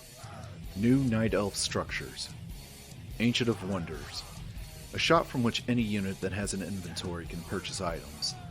The items available are dependent upon what level of upgrade your Tree of Life has, as well as what buildings you currently have. New Night Elf Upgrades. Wellspring. This upgrade increases Moonwell mana capacity and mana regeneration rate. Mark of the Claw. Allows Druids of the Claw to cast Roar while in bear form. Mark of the Talon. Allows Druids of the Talon to cast Fairy Fire when in Stormcrow form. Neutral Structures. Marketplace. A store for purchasing goods. As creeps are killed, the items they drop will influence the array of available merchandise. Taverns. A place to hire neutral heroes. Goblin Shipyards. This bustling shipyard full of goblins is eager to sell you a transport ship capable of carrying units over water. Neutral Heroes. Naga Sea Witches. A mystical hero adept at ranged combat. These scaly denizens of the ocean have often been associated with the coming of prodigious storms, but few have actually seen them rise from the sea and live to tell the tale. Forked Lightning.